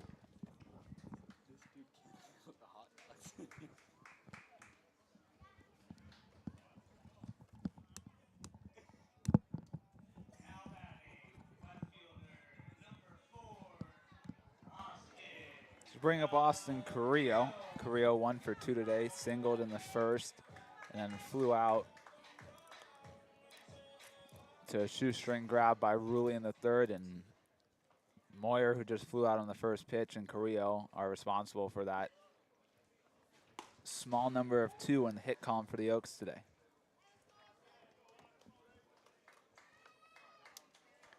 And off the bat, I thought that was going to drop from Moyer, but forgot that Jacob Reilly wasn't left. Gets to every ball. Carrillo rolls over that one. Tallerman gets over there, and Fisher Johnson does a great job on the PFP for out number 2. Well, since we have Cam, we should probably talk to him. So, Cam. Oh, hey, man, Well, I forgot you're here. Believe it or not, guys, Hold on, he's talking. I was about to give some insight there. All right, well, then give your insight, bro. 3 pitches of this inning, 2 of them change-ups. He hasn't thrown a change-up the whole day. Wow. Look at this guy. Well, Mostly that's- fastball slider. that's crazy. Now he's mixing in changeups in the Cam, sixth. considering, yeah, he's been through 5 shut, and now he starts showcasing the change. That's not a good sign for the Oaks. That is a very bad sign for the But Oaks.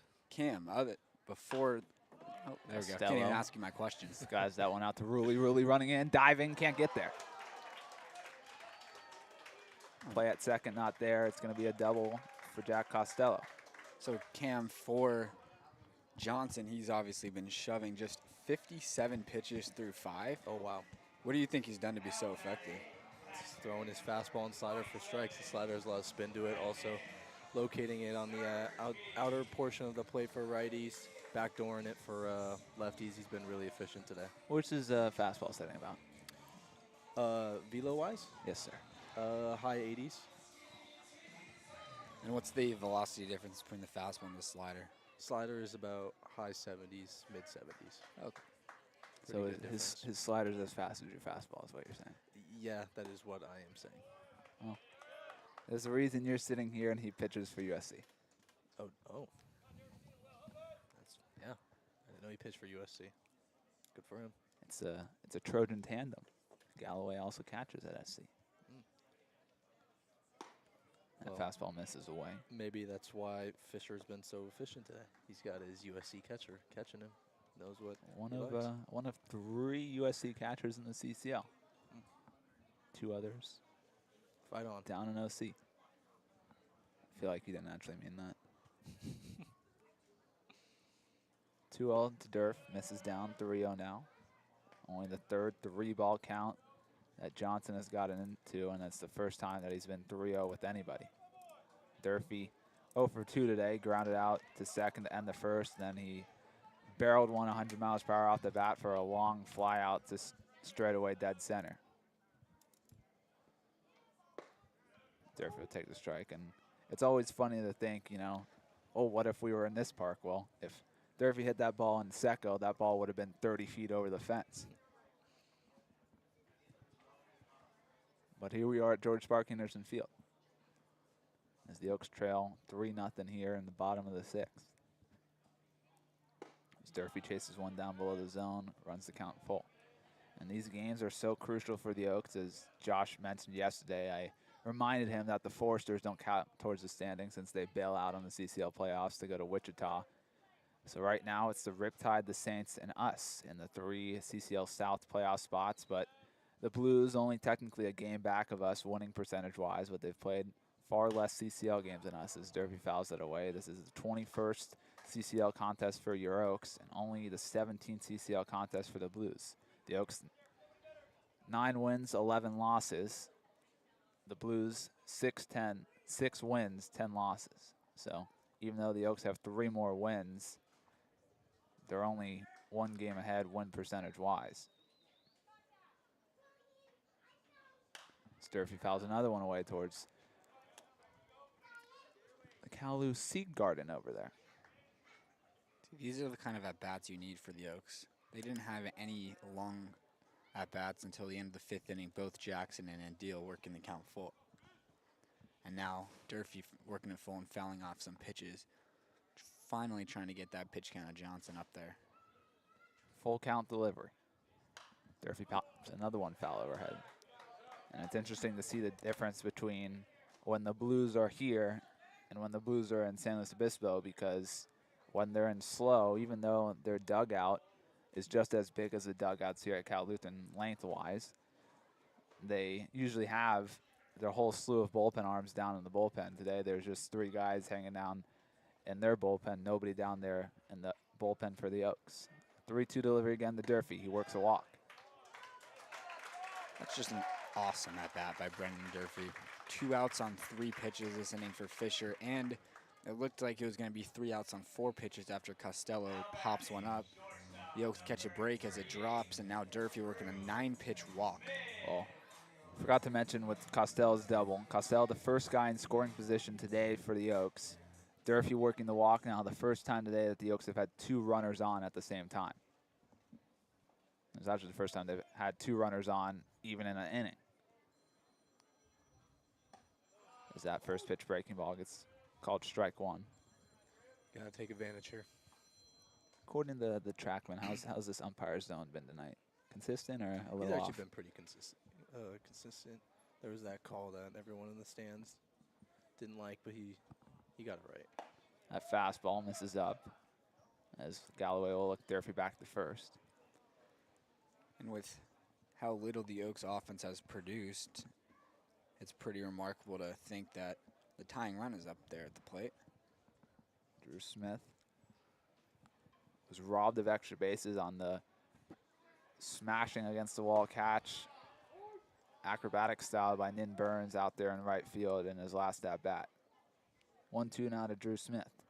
Smith struck out swinging in the second, and then he had, as I just mentioned, that fly out to right that just didn't have enough on it. And unfortunately for him, one of the best defensive outfielders is out there in right for the Blues. So that one misses away.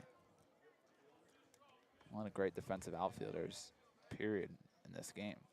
And all three guys great in the outfield for the Blues. We know the wizardry of Mac Moyer is his capability to cover ground out there in center. Obviously, Austin Carrillo, surplus defender and also a surplus arm as he's had a couple outfield assists. And Chris Wright gets the job done, diving efforts. Smith continues to battle, fouls that one off the glove of Galloway.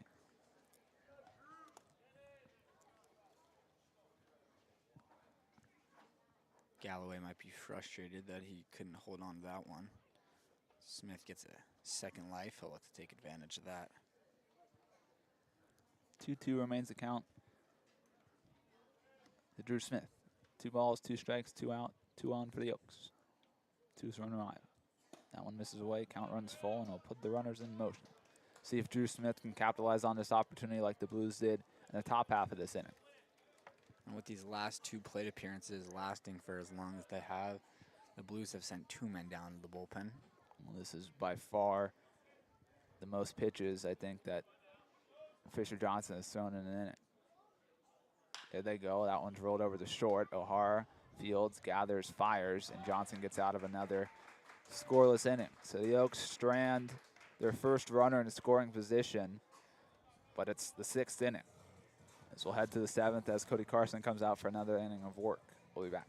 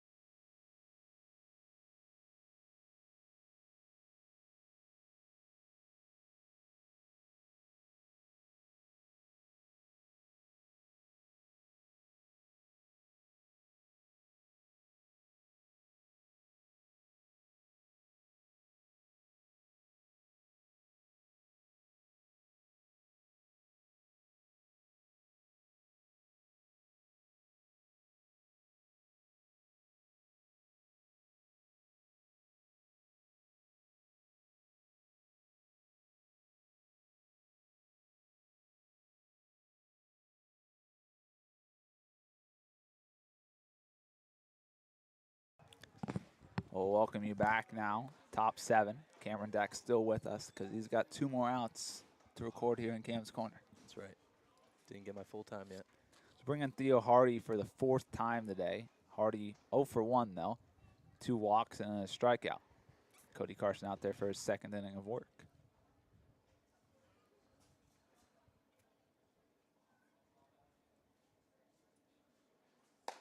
Fastball misses up.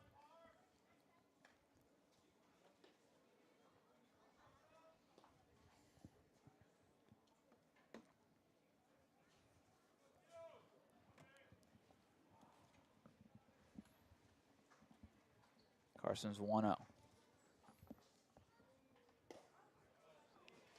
Rolled ball 2. This is away. Rare change up there by Carson. He's mostly a fastball slider guy.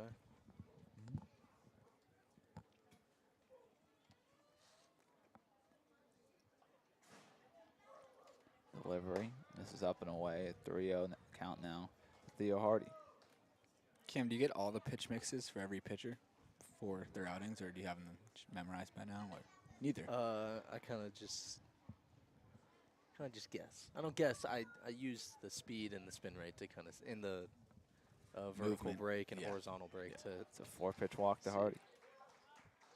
Because I know sometimes Coach Solis will give you what pitches to look for a pitcher, but it hasn't happened. Yeah, yet. early this season I asked him for just the arsenal of some of our guys, just to make it easier and make sure I'm inputting it correctly. But now you're just using your own ball knowledge. Yeah, I mean, Cody Carson was with us last year, so I know pretty well, and yeah, just using my own ball knowledge. That 4-pitch walk from Carson will send Avery Thau to go warm up in the bullpen for the Oaks, which will bring Emilio Corona to the plate. He's 0 for 3 tonight. 2 flyouts and reaching an error as he swings and misses at the first pitch. And there's a lefty and a righty down in the bullpen, but now only the lefty is throwing for the Blues.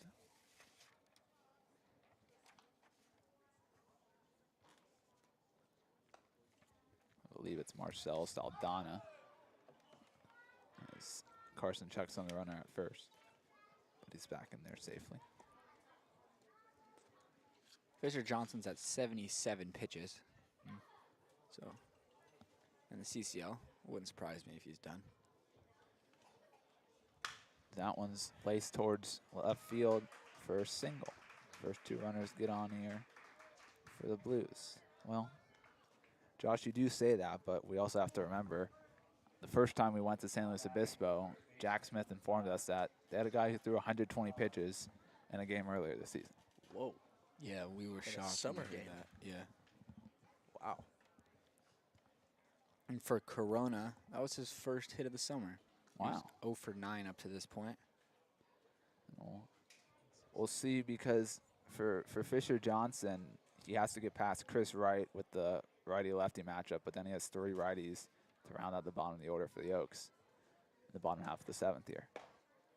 That first pitch to Tollerman misses down. Tollerman 1 for 3 today, grounded out to Leehey to end the first, singled and then was caught stealing in the 4th, and then he grounded out to Smith to end the 5th.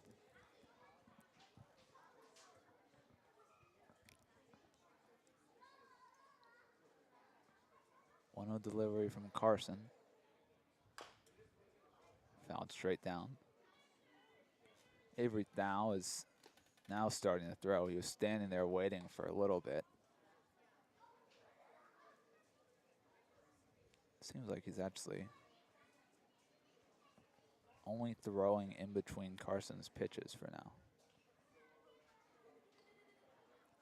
And Ryan hasn't actually gotten down yet, so he's just playing catch. 1-1 delivery from Carson. The breaking ball gets the inside part of the plate. 1-2 now. As Tollerman looks up to the skies, frustrated with that call maybe. Galloway waits on deck. He's 0 for 3 tonight. But he also is one of those guys who's reached on one of the 4 errors for the Oaks infield. Nice. Beautiful pitch right there. Cody Carson for the strikeout. Is that a changeup or a slider, Cam? That was a slider. slider. There. I was asking Cam, all right? I didn't Relax. hear I was answering before you said Cam. A lot of bite to it there. Coach Solis comes out, not sure what's going on here. I think Cody Carson just got a warning. Hopefully he didn't get ejected. Brennan Durfee runs out to go save his pitcher. Did he say something to Tollerman? I didn't see it. Yeah, why would he get a warning?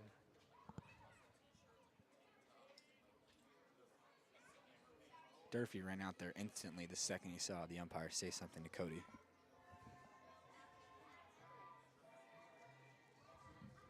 Coach Solis seems fine with whatever the reasoning was given him. Well, maybe not. It's coming back for seconds.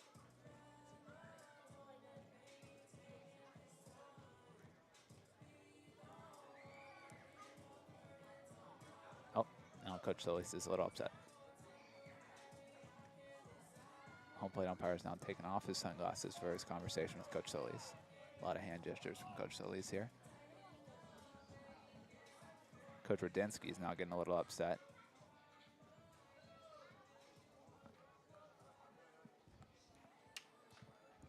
Don't know if any of these guys who are on the game tonight were on the game on Thursday when there was like 5 ejections given to the Saints. Coach Solis really getting his money's worth here. A lengthy conversation now with the home plate umpire. Lots of hand gestures. Starting to go back towards the dugout, and that will be it for the conversation. So, not sure exactly what happened there. We'll have to find out after the game. Well, one of the best qualities of Coach Solis is how much he genuinely cares for and loves his players. And so to see the umpire get mad at Cody for something that Coach Solis didn't see or didn't agree with, you could really see how fired up he was wanting to protect his player. Let's bring up Jacob Galloway now. Galloway 0 for 3. First pitch misses down, gets away from Durfee, but he sprawls to it quickly. Galloway grounded out to Leehey to start off the second. Then he reached on the Drew Smith error in the fourth. Came around to score one of the 3 runs for the Blues tonight, and he struck out swinging to start off the 6th in that first frame for Cody Carson out of the bullpen. As Avery Thau still only throwing in between pitches. As dancing off a second is Hardy. That one misses down. 2-0 now to Galloway.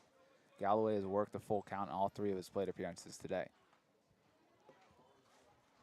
Just went back to the stream to see if Cody may have said something to the batter, and he struck him out and it looked like he just got hyped for himself, that he's made a nice pitch. And did you happen to see what the umpire did afterwards? I didn't look at what the umpire did afterwards. That one's rolled over foul. 2-1 now. Joshy Boy's gonna get on that one. 2-1 now to Galloway.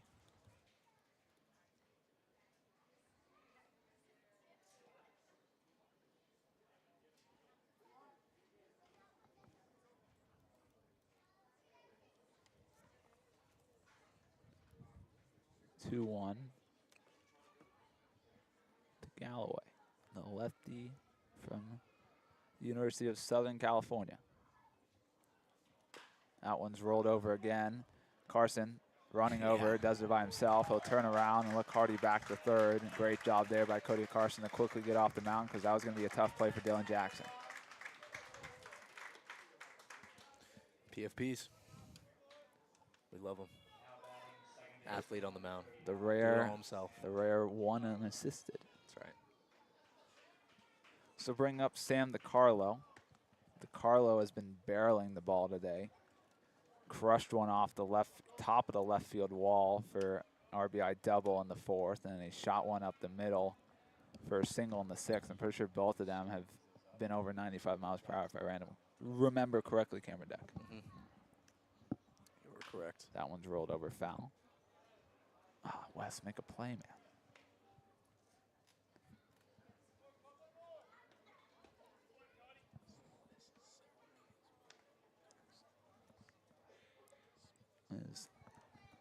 If I had to imagine, I think Fisher Johnson's going to come out for another inning for the Blues. Swung on this. Carlo behind 0-2. Well, maybe not. Fisher Johnson looks like he's walking down to the bullpen with his bands as the Blues send one past their bullpen catchers. That one was sailed by the lefty warming up down there. Cam, when a starting pitcher goes down to the bullpen with his bands, does that generally mean he's done? Yeah, that means his day's done. He's going to go do post-pitching Stretching? stretch, yeah. 0-2 now to DiCarlo. That one misses down. Durfee looks Hardy back to third. Hardy got very aggressive on that secondary. He wants to score on anything in the dirt that gets away from Durfee.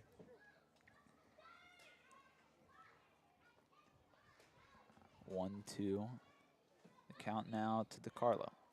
He's been best hitter for the Blues today. Breaking ball, just misses up. 2 now. Lucky for Carson that one missed up because it was a hanging breaking ball.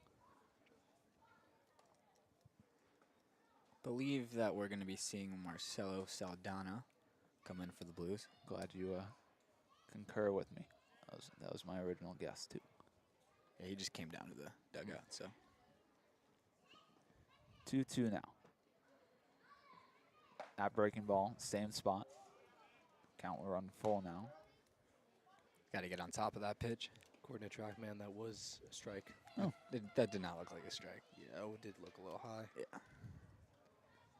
As we know, it's just a general strike zone. Correct. Full count delivery. Rolled over, gets through Costello. They'll send Corona. The throw from Carrillo, well short. It's a 2-run, 2-out single for Sam DeCarlo.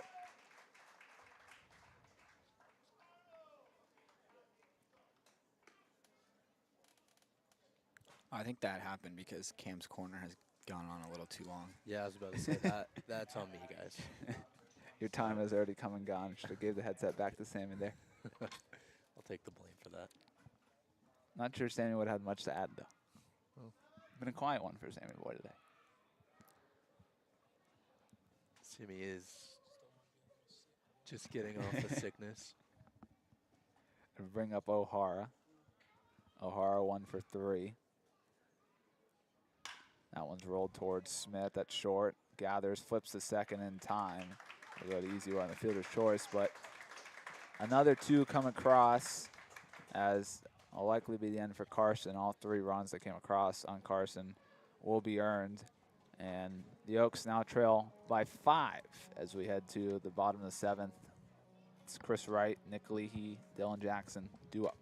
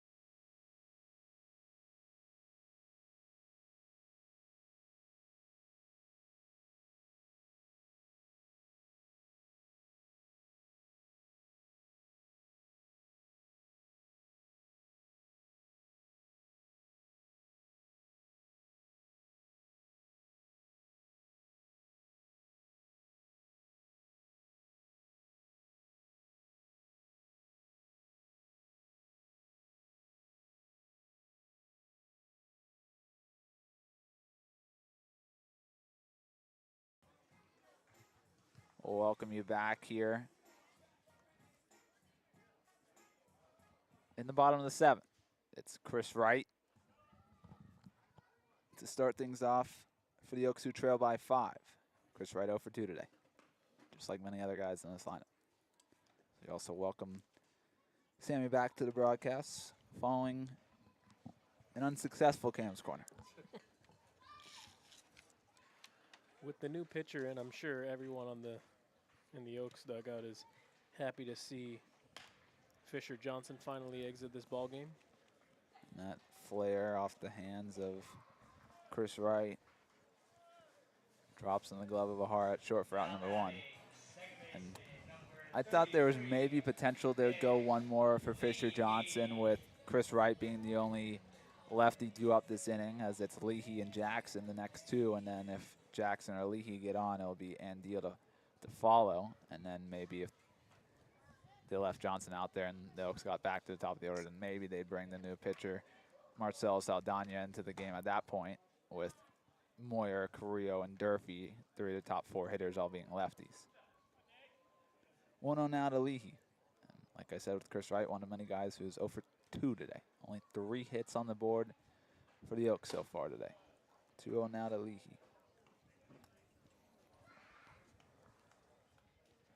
Yeah, it's always a tough day when your team has more errors than hits.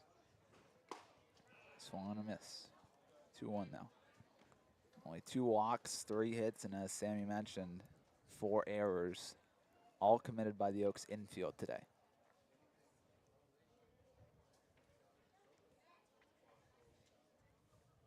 2-1 delivered to Leehey. Swings and misses at that one. 2-2 now.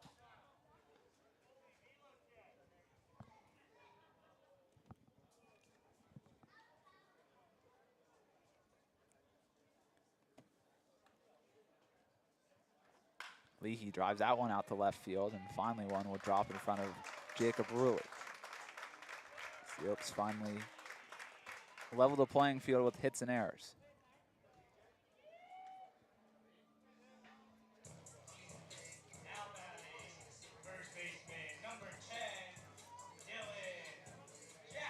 Bring up Dylan Jackson.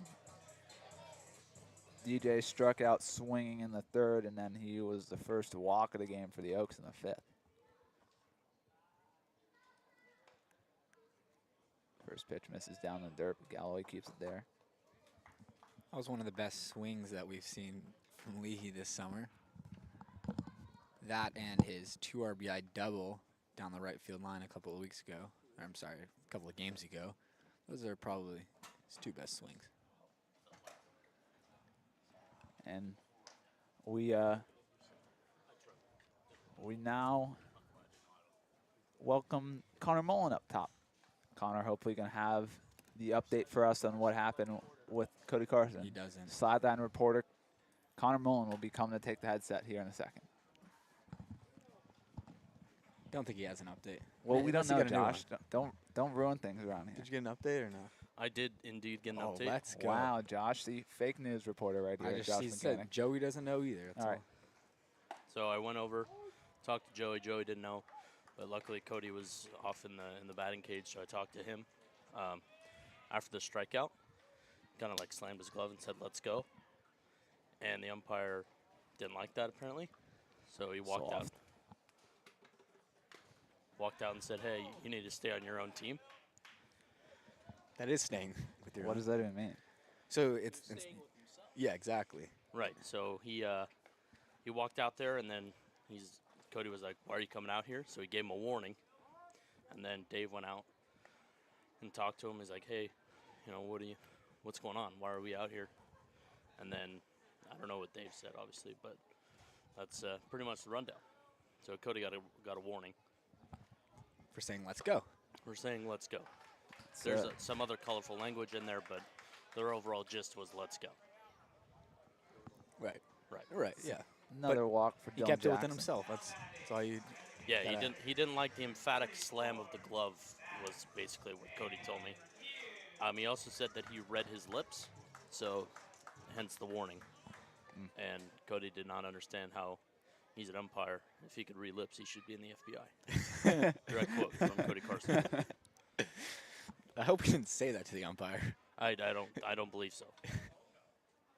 Speaking of reading lips, Connor, earlier when there was that caught stealing at third base when Coach Trainer came out, I was able to see him mouth, "I'm not walking all the way out there." So he somehow managed to get the third base umpire to come all the way over to him. It wasn't a great call by the third base umpire. I mean, you're calling it while you're on the move. Never a good sign. Excuse me. That one misses up 1-1 now.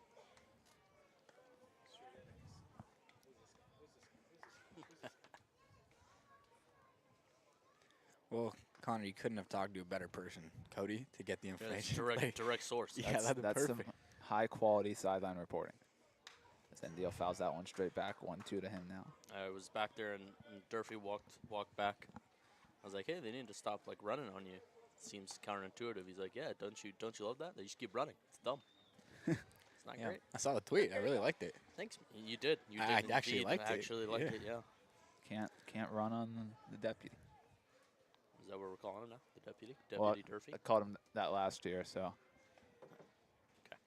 It's an official nickname. It's on the baseball reference. It's on the base. 1-2 to Andeel, swings and misses at strike 3. And Connor, while you're up here, we might as well pick your brain on this contest. Following a performance like last night, obviously, unfortunately, we missed your presence there. You did get a shout out though on the stream from Max Andeel's mom about the elite social media displays that you put on. But to put up a performance like the team did yesterday and then follow it up with a performance like they are today, just how frustrating can that be? It's got to be a little tough. I mean, you scored, 11 runs yesterday?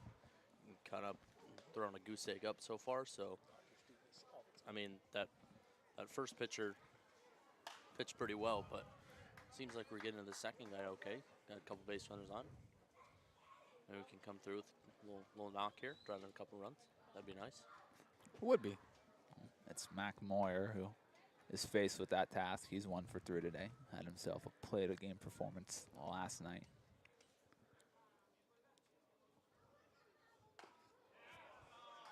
And Connor, we were just talking about it right before that Nick Leehey knock.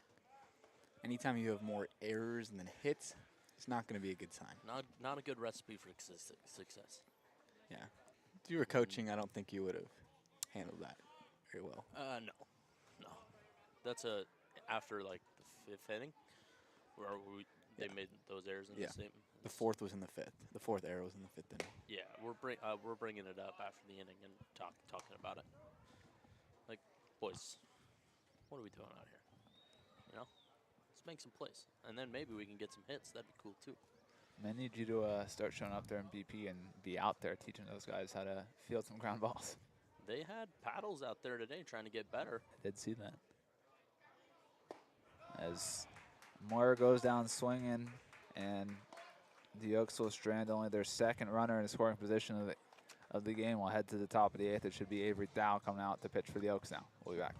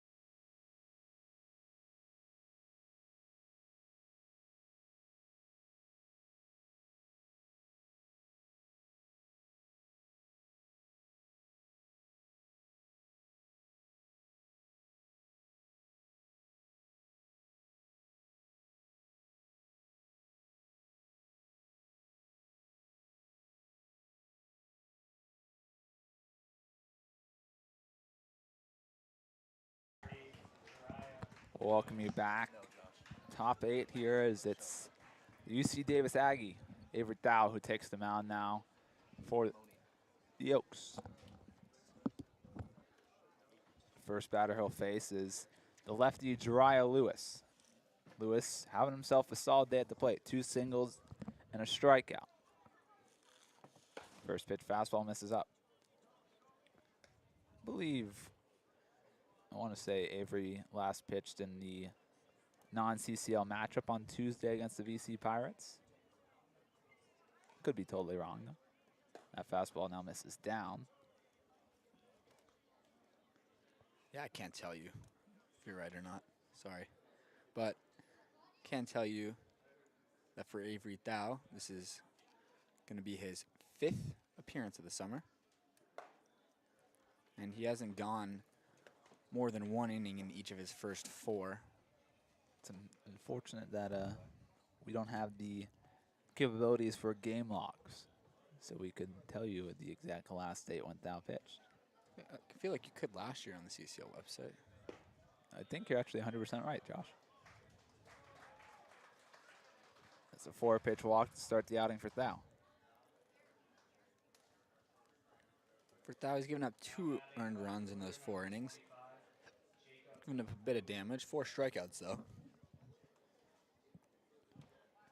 So bring up now the elite defensive outfielder, Jacob Reilly. It's an RBI single to highlight his day at the plate. It's a 1-for-3 day. That's a first pitch strike. But Reilly has been most impressive out there in left field. He's made a shoestring catch, a sliding catch. He's catching just about every ball hit to left field. Now delivers. That one misses up. 1-1 now. And it looks like it'll only be the 1 inning of work today for Saldana, as there's going to be a righty warming up down there, as it's going to be Josh Blum, who we know from conversations with Jack Smith, the Blues broadcaster last night, is that's a strike to Reilly. That before yesterday's contest, Blum had pitched in 2 of the last 3 for the Blues, so after the day off last night with Mastiangelo and Hara pitching rather than him, because he did warm up in the bullpen last night, the Blues will go to him for 3 times in the last 4. A rarity in the CCL. 1-2 delivery from Thau. The breaking ball misses down. But Durfee liked that one, gives him the nod.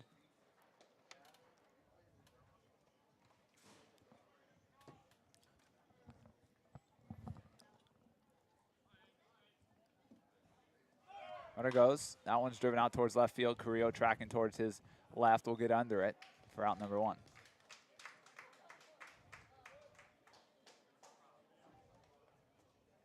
So bring up Nin Burns the second. Looking for his first hit of the day, 0 for 4. Flew out to left, flew out to center, reached via the Jack Costello error. Came around to score in that inning, and then he grounded out to Costello to end the 6th.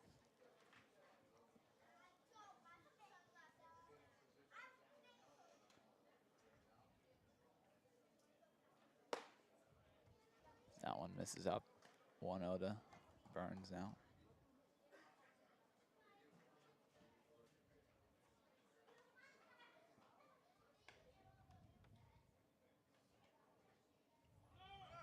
Runner goes, a throw from Durfee. Tardy.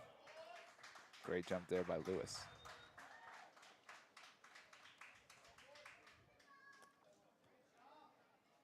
No chance for Durfee there.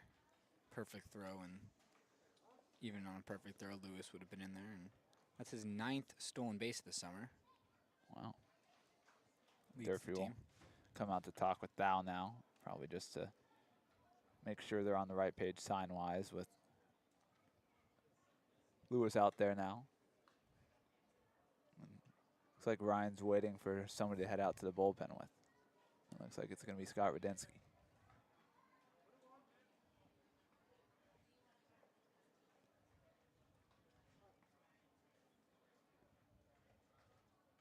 One delivery now from Thau. Runner goes. It's a massive jump. as Lewis steals second and third on Thou. As not a great job there by Leehey to tell Thou to step off, as Lewis was a good 10 feet off second base before he even got to his secondary lead. That one misses away. 3-1 now to Nin Burns the second.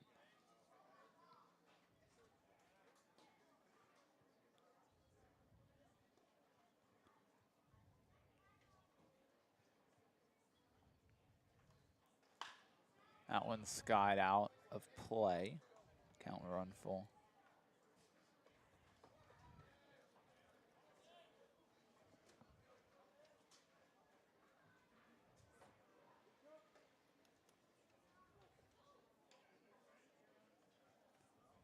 Full count delivery from Thou. The infield is in.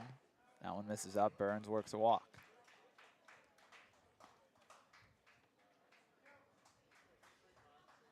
As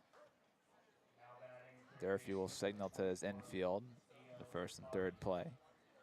The Oaks will keep the corners in here and put Leehey and Smith at double play depth. Theo Hardy, switch hitter, will bat from the right side, right-handed batter's side of the plate now. In his 4 at-bats today, well, 4 plate appearances, struck out once and walked 3 times. He hasn't gotten very many pitches to hit, has Hardy.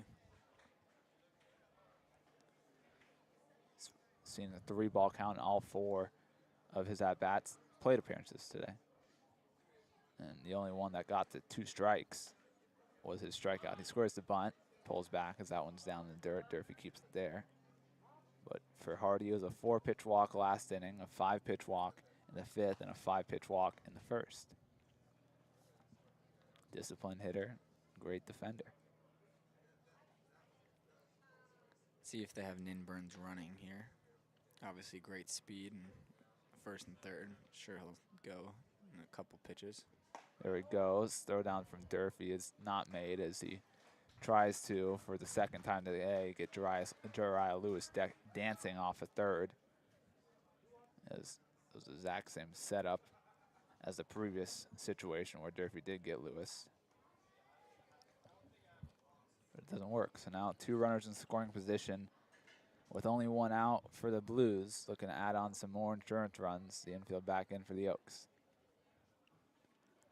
2-1 delivery from Avery Thau. Fastball rolled over towards Costello. He'll come home to Durfee.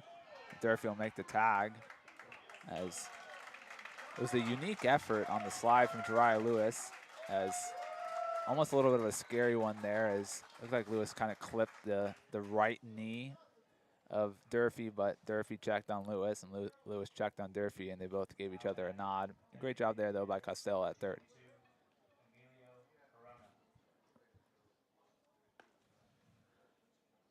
I actually did think that Durfee might have been shaken up a bit, but luckily he was all good coming out of that mild collision at the plate.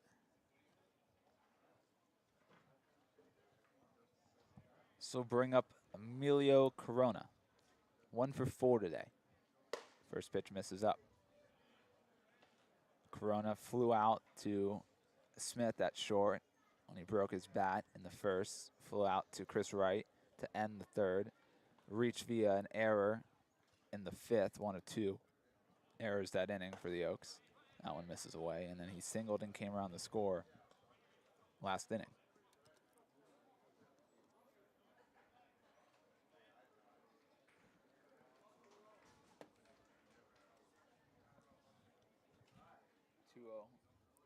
Two 2-0 now. Runner goes. Durfee backpicked the third on Burns, but Costello wasn't even near the bag. So Costello might have not picked up the sign there.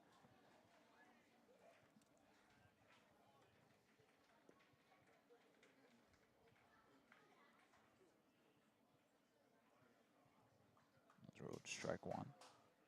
2-1 now to Corona.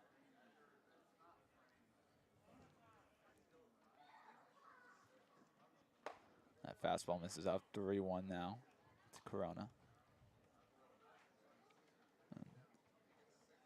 Scott has not started throwing yet. He's just sitting down on the bench at the bullpen. 3-1 now from Thao. Swung and a miss. Count run for the Corona. First time today that Corona's had a at-bat go this far. And his first at-bat of the game, he flew out on the second pitch he saw. He did see 5 pitches in his third at-bat. First pitch, he reached on the air and he swings and misses. Great job there by Thao to work out a trouble.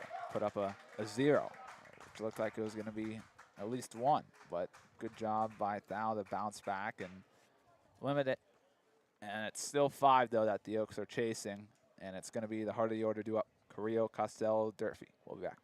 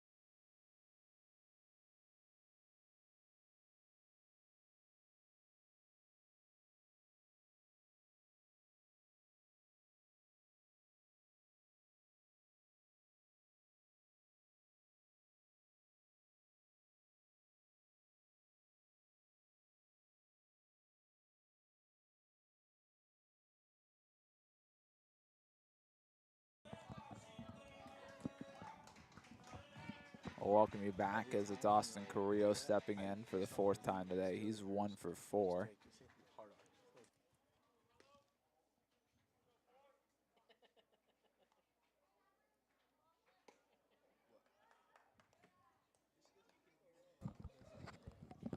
Zero field, Joshy boy.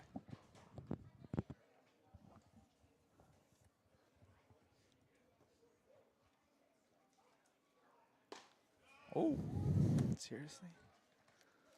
Or is that Cameron Deck? Not a strike. Say not a strike? Yep. I mean, at this point, 5-0 game, 8th inning. Just call anything that's close.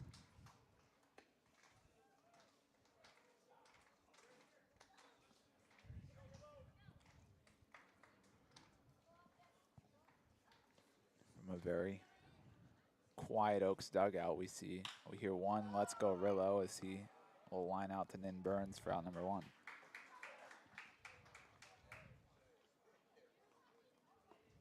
It's been a very quiet afternoon in that dugout. The new pitcher, by the way, for the Blues is in fact Josh Blum. And even though we can't access game logs this year, we know that he's pitched now in 3 of the last 4 games, and we know that Blum has been used quite a bit out of the bullpen. And based on his season numbers, they don't look as good as I was expecting, but based on what we heard from Jack Smith, it sounds like the pitching staff for the Blues was really good. as Costello rips a base hit to right field. But for Blum, I'm sure he was very good in that series, considering they pitched him back-to-back days. And great job there by Costello to turn his day back around after he started the day with 2 strikeouts. He doubled in his last at-bat and then goes the other way for a 1-out base knock there, which brings the best hitter on the Conejo Oaks and one of the best hitters in the CCL to the plate, Brendan Durfee. Durf 0 for 2 today with a walk.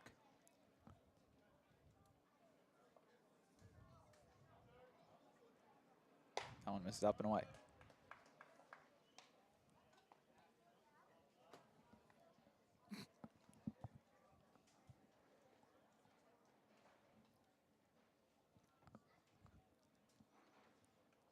A large shift on Durf in the infield. Squares the bunt, pulls back. Oh.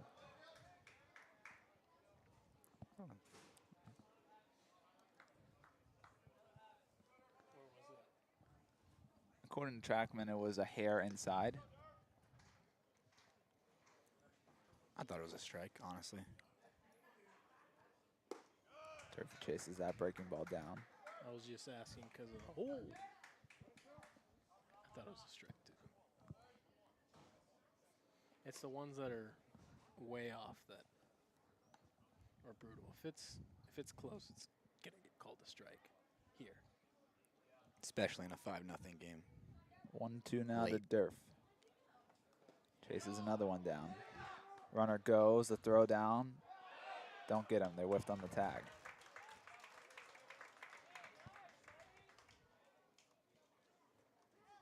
It's almost back-to-back pitches. It might have been back-to-back pitches that he got Durfee looking silly with that slider. Definitely twice in that at-bat. It was the second and third strike back-to-back pitches. Yeah. So bring up Drew Smith. He, like many others, is 0 for in this ballgame.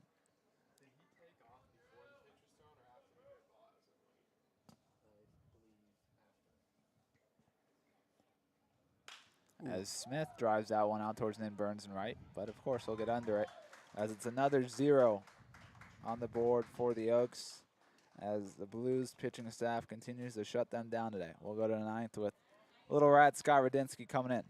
We'll be back.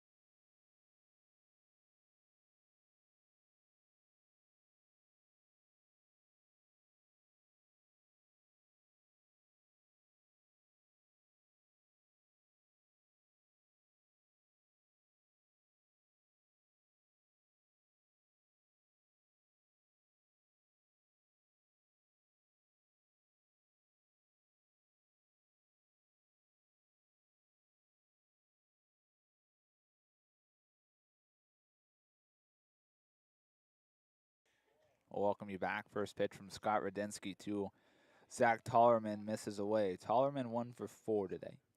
Singled in the 4th, and outside of that, a couple groundouts and a strikeout. Was also caught stealing, one of 3 guys by Durfee today.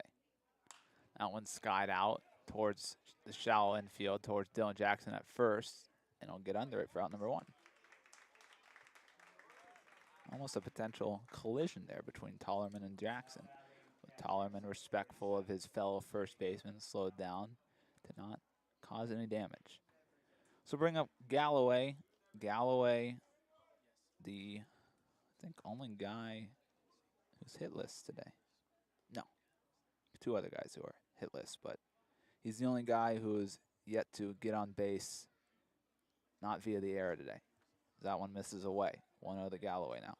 Galloway grounded out to Leehey to start the 2nd. Then he reached via an error in the 4th and struck out to start the 6th. And then had that Cody Carson 1 unassisted as the 2nd out of the 7th. 2-0 now from Radinsky. Scott up there with the team lead in terms of strikeouts this summer. Yeah, even though Scott's been getting himself into some trouble, it's usually been the strikeout that's gotten him out of it. That one's driven out towards right field, and I'll get Galloway his first hit. He'll round first, head towards second. That'll be a 1-out stand-up double for Galloway. That's the kind of swing we expect from Galloway based on his spring numbers at USC.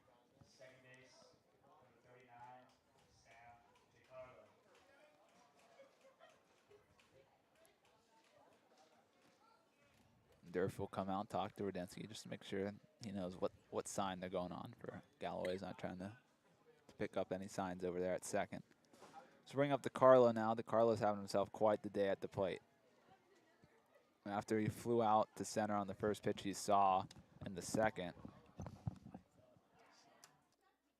he then had a 2-run double, so roll over that one to Costello. Great job by Costello there. Fires over and gets DeCarlo.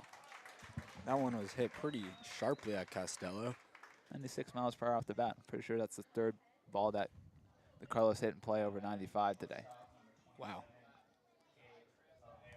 3 hits, and yeah, the single up the middle was 95. The double off the wall was 100. wow. Have a day.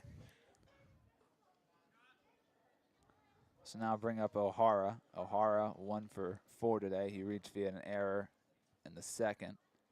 Then he grounded out to short to end the 4th. Then he singled in that 6th inning, and then he grounded out on a fielder's choice to end the 7th. So drive that one to the left center field gap. Carrillo will get there though. So another 0 put up by the Oaks bullpen as Scott Radinsky gets the job done. As we'll head now to the final effort for the Oaks. Chasing 5. It's going to be Wright, Leehey, and Jackson due up. We'll see if there's any pinch hitters though.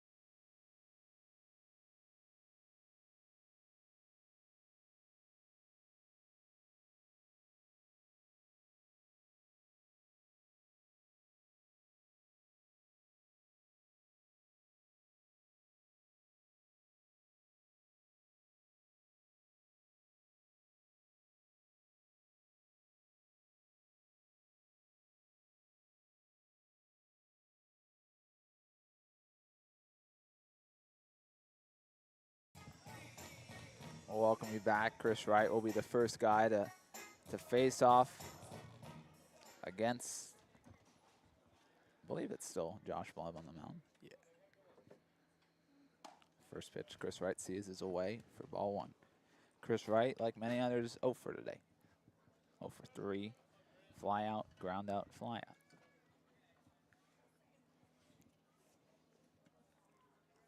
So rip that one through for a leadoff single. Bring up Nick Leehey. Leehey 1 for 3 today. Fly out, ground out, and a single in the 7th. Well, when you're down 5-0 for Chris Wright, all you need is a base runner, get on base any way you can, and that's a great start for the Oaks, and also great for Chris to get himself a knock.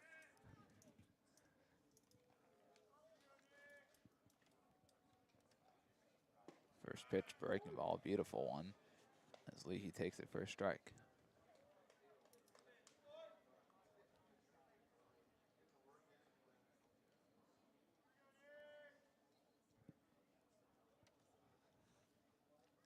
The 0-1 delivery. That breaking ball, called strike 2. It's a perfectly located pitch because Leehey thought he did a nice job of holding up, which he was able to take the pitch, but it still landed for a strike. 0-2 now to Leehey. 2 sliders to start off this AB. Leehey will call time.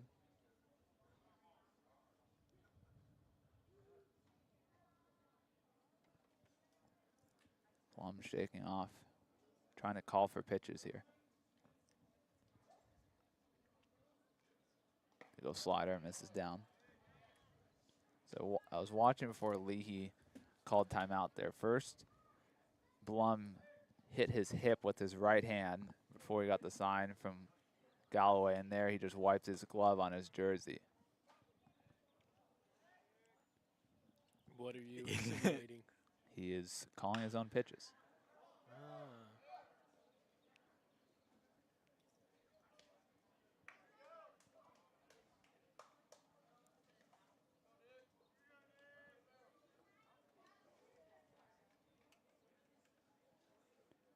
No, it looks like the catcher's throwing some sides now. No, he was, but Blum had shook him off a couple times, so. That one misses up. 2-2 now.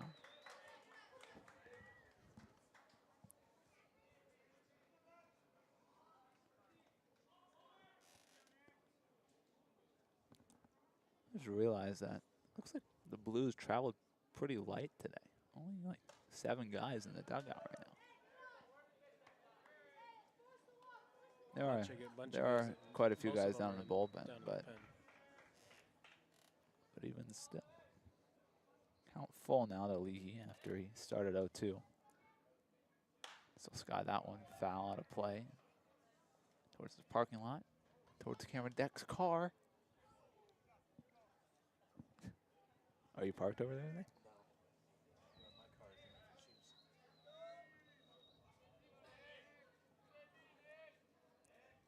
Full count again. Rolled over foul again. Leehey continues to battle here with Blum.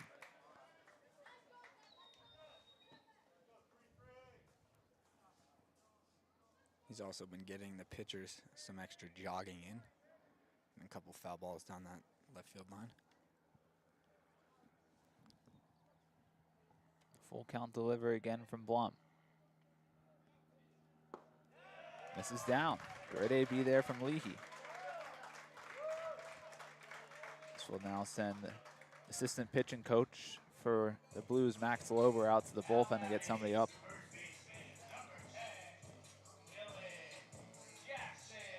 Did you go to school with him? Yeah. Obviously, 5 runs is a tall order, but it all starts with getting a lot of base runners, and the first 2 guys on could make this game just a bit interesting. Jackson flails at the first pitch.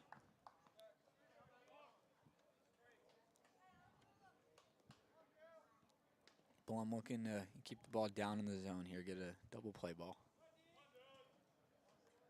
1 now to DJ. DJ unable to hold up on that one. It's called a strike, regardless. 0-2 now to DJ after he's chased a couple pitchers out of the zone. As Max Andeel waits on deck.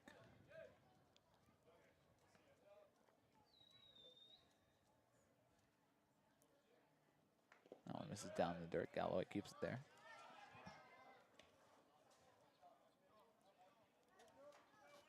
Oaks looking to keep passing the torch here.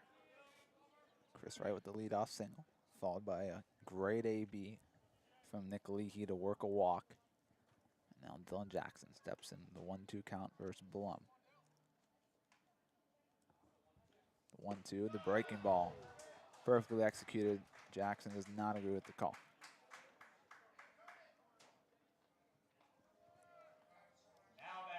Jackson's lips were pretty easy to read there. Simply just said, that was a bad call.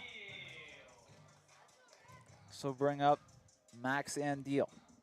0 for 3 tonight, 3 punches. Looking to avoid the golden sombrero.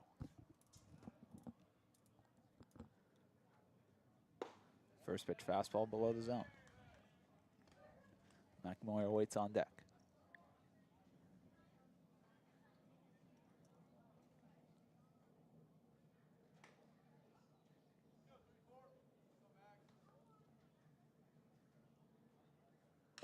Andeel fouls that one through the 5-hole of Galloway.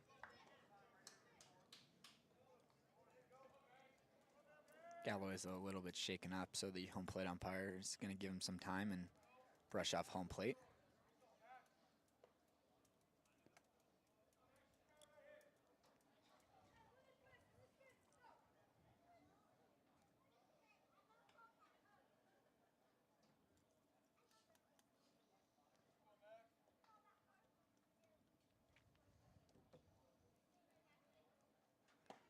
Andeel chases one.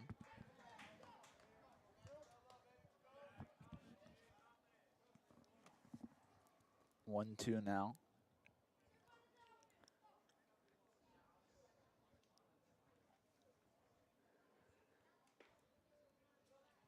The delivery from Blum. And Andeel rolls over that one, foul. Very full effort there from Theo Hardy, even though it was well foul. Tell you to play every rep.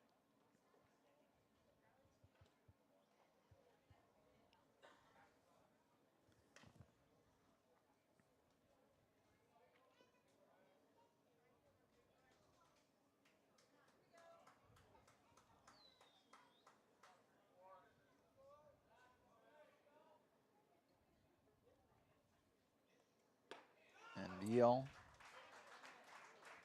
goes down again. It's the golden sombrero. So bring up Mac Moyer now for the 5th time today. Mac is 1 for 4. It's the final hope for the Oaks.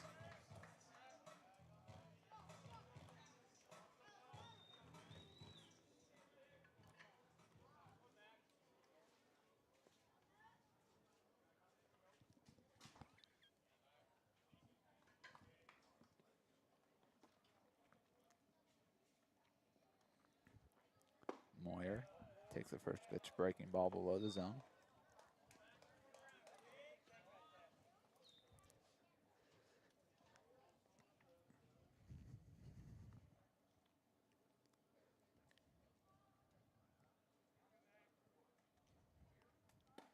A backdoor breaker misses away, even though Galloway, great job trying to frame that one.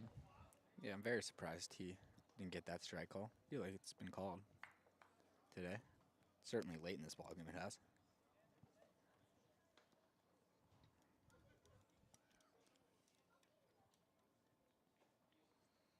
That one misses up. 3-0 now to Moyer.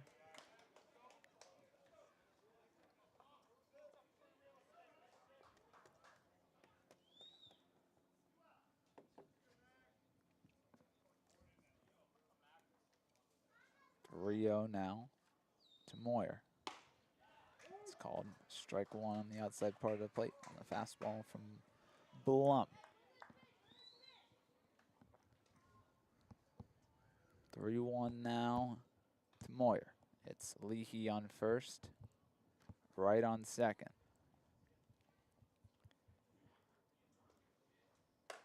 And they walk the bases loaded. And all of a sudden, the Oaks are a bloop and a blast away from tying this one up.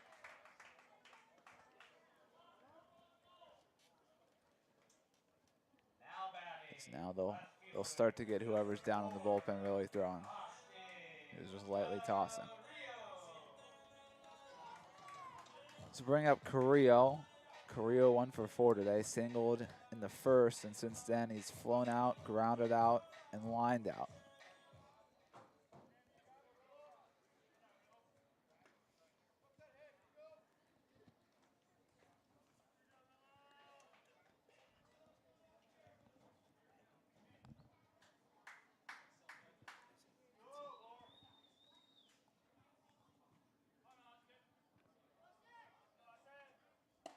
First pitch misses up to Carrillo.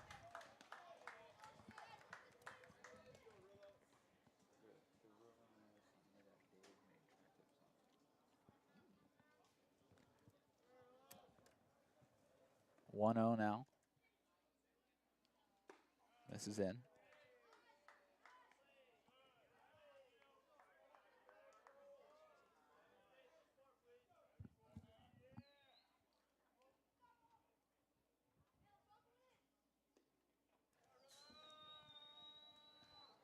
Two 0 now.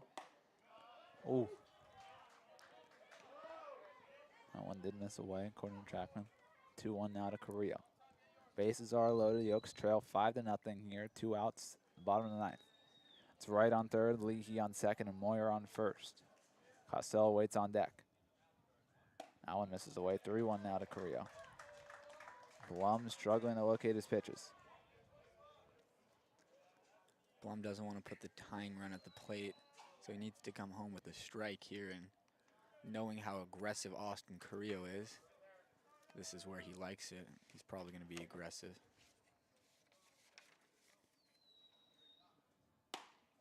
And he walks in a run. The Oaks will not be shut out.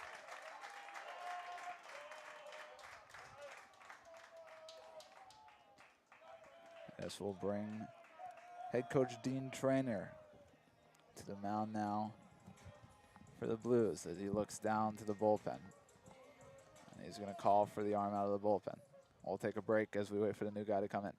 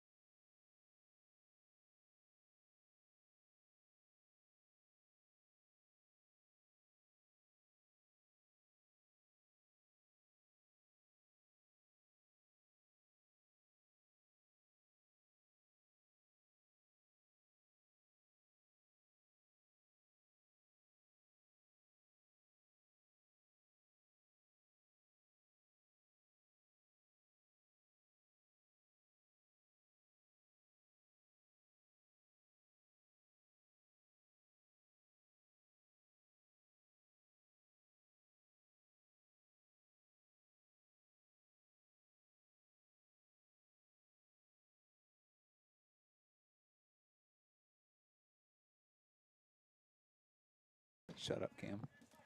Welcome you back. Costello steps in now to face off against the new pitcher, Boston Warkerton. Warkington. First pitch strike to Costello on the Frisbee slider.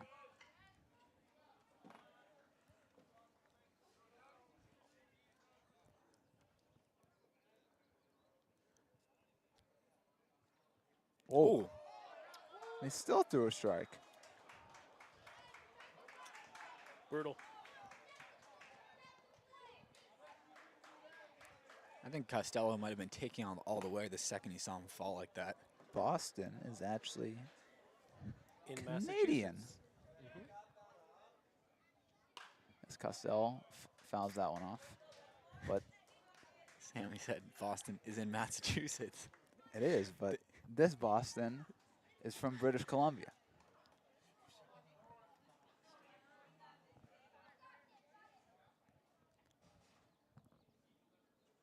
That one misses away. 1-2 now.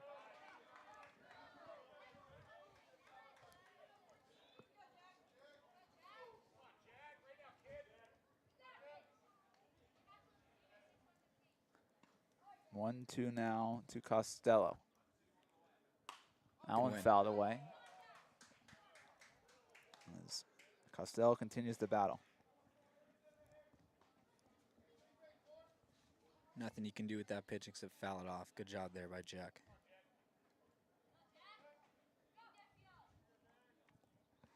1-2 delivery. Hits him. That'll bring in another run, and it'll send the winning run to the plate.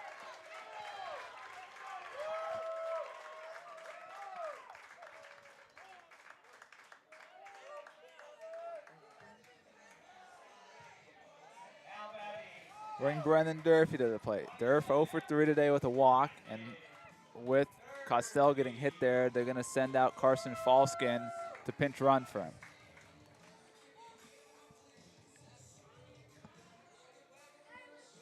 Both times Falskin's come in as a pinch runner. He just come around to score. So it's Falskin at first, Carrillo at second, and Moyer at third. Brendan Durfee at the plate.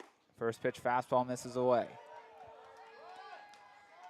If you wanted a guy in this spot, it would be the guy in the box.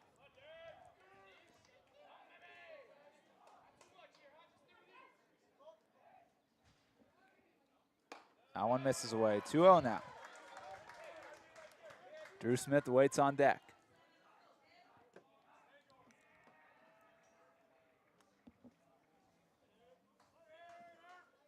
In Burns the second deep in right field. That fastball just gets the bottom of the zone. Some oohs from the crowd. That one did miss below the zone according to the TrackMan.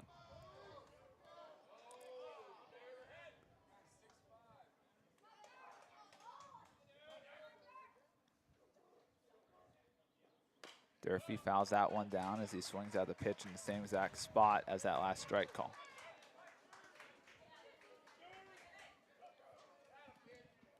Two now to Durfee. The entire Oaks dugout with the exception of, I think that's West De La Torre on their feet. 2-2 now to Durfee. Rolls over one foul. Continues to battle.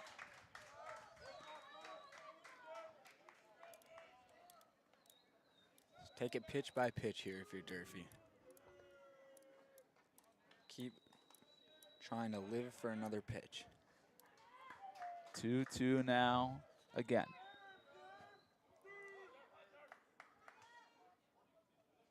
Durfee way early on one. That one's actually going to reach the pool.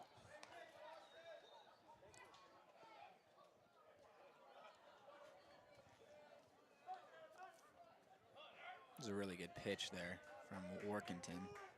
Really nothing Durfee could do except pull it foul. See it 2-2 again.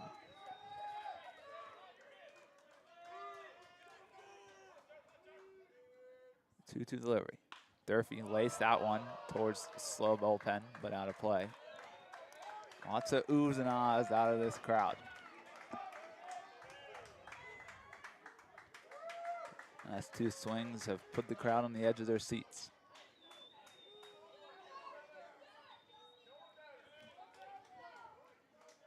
They'll do it again.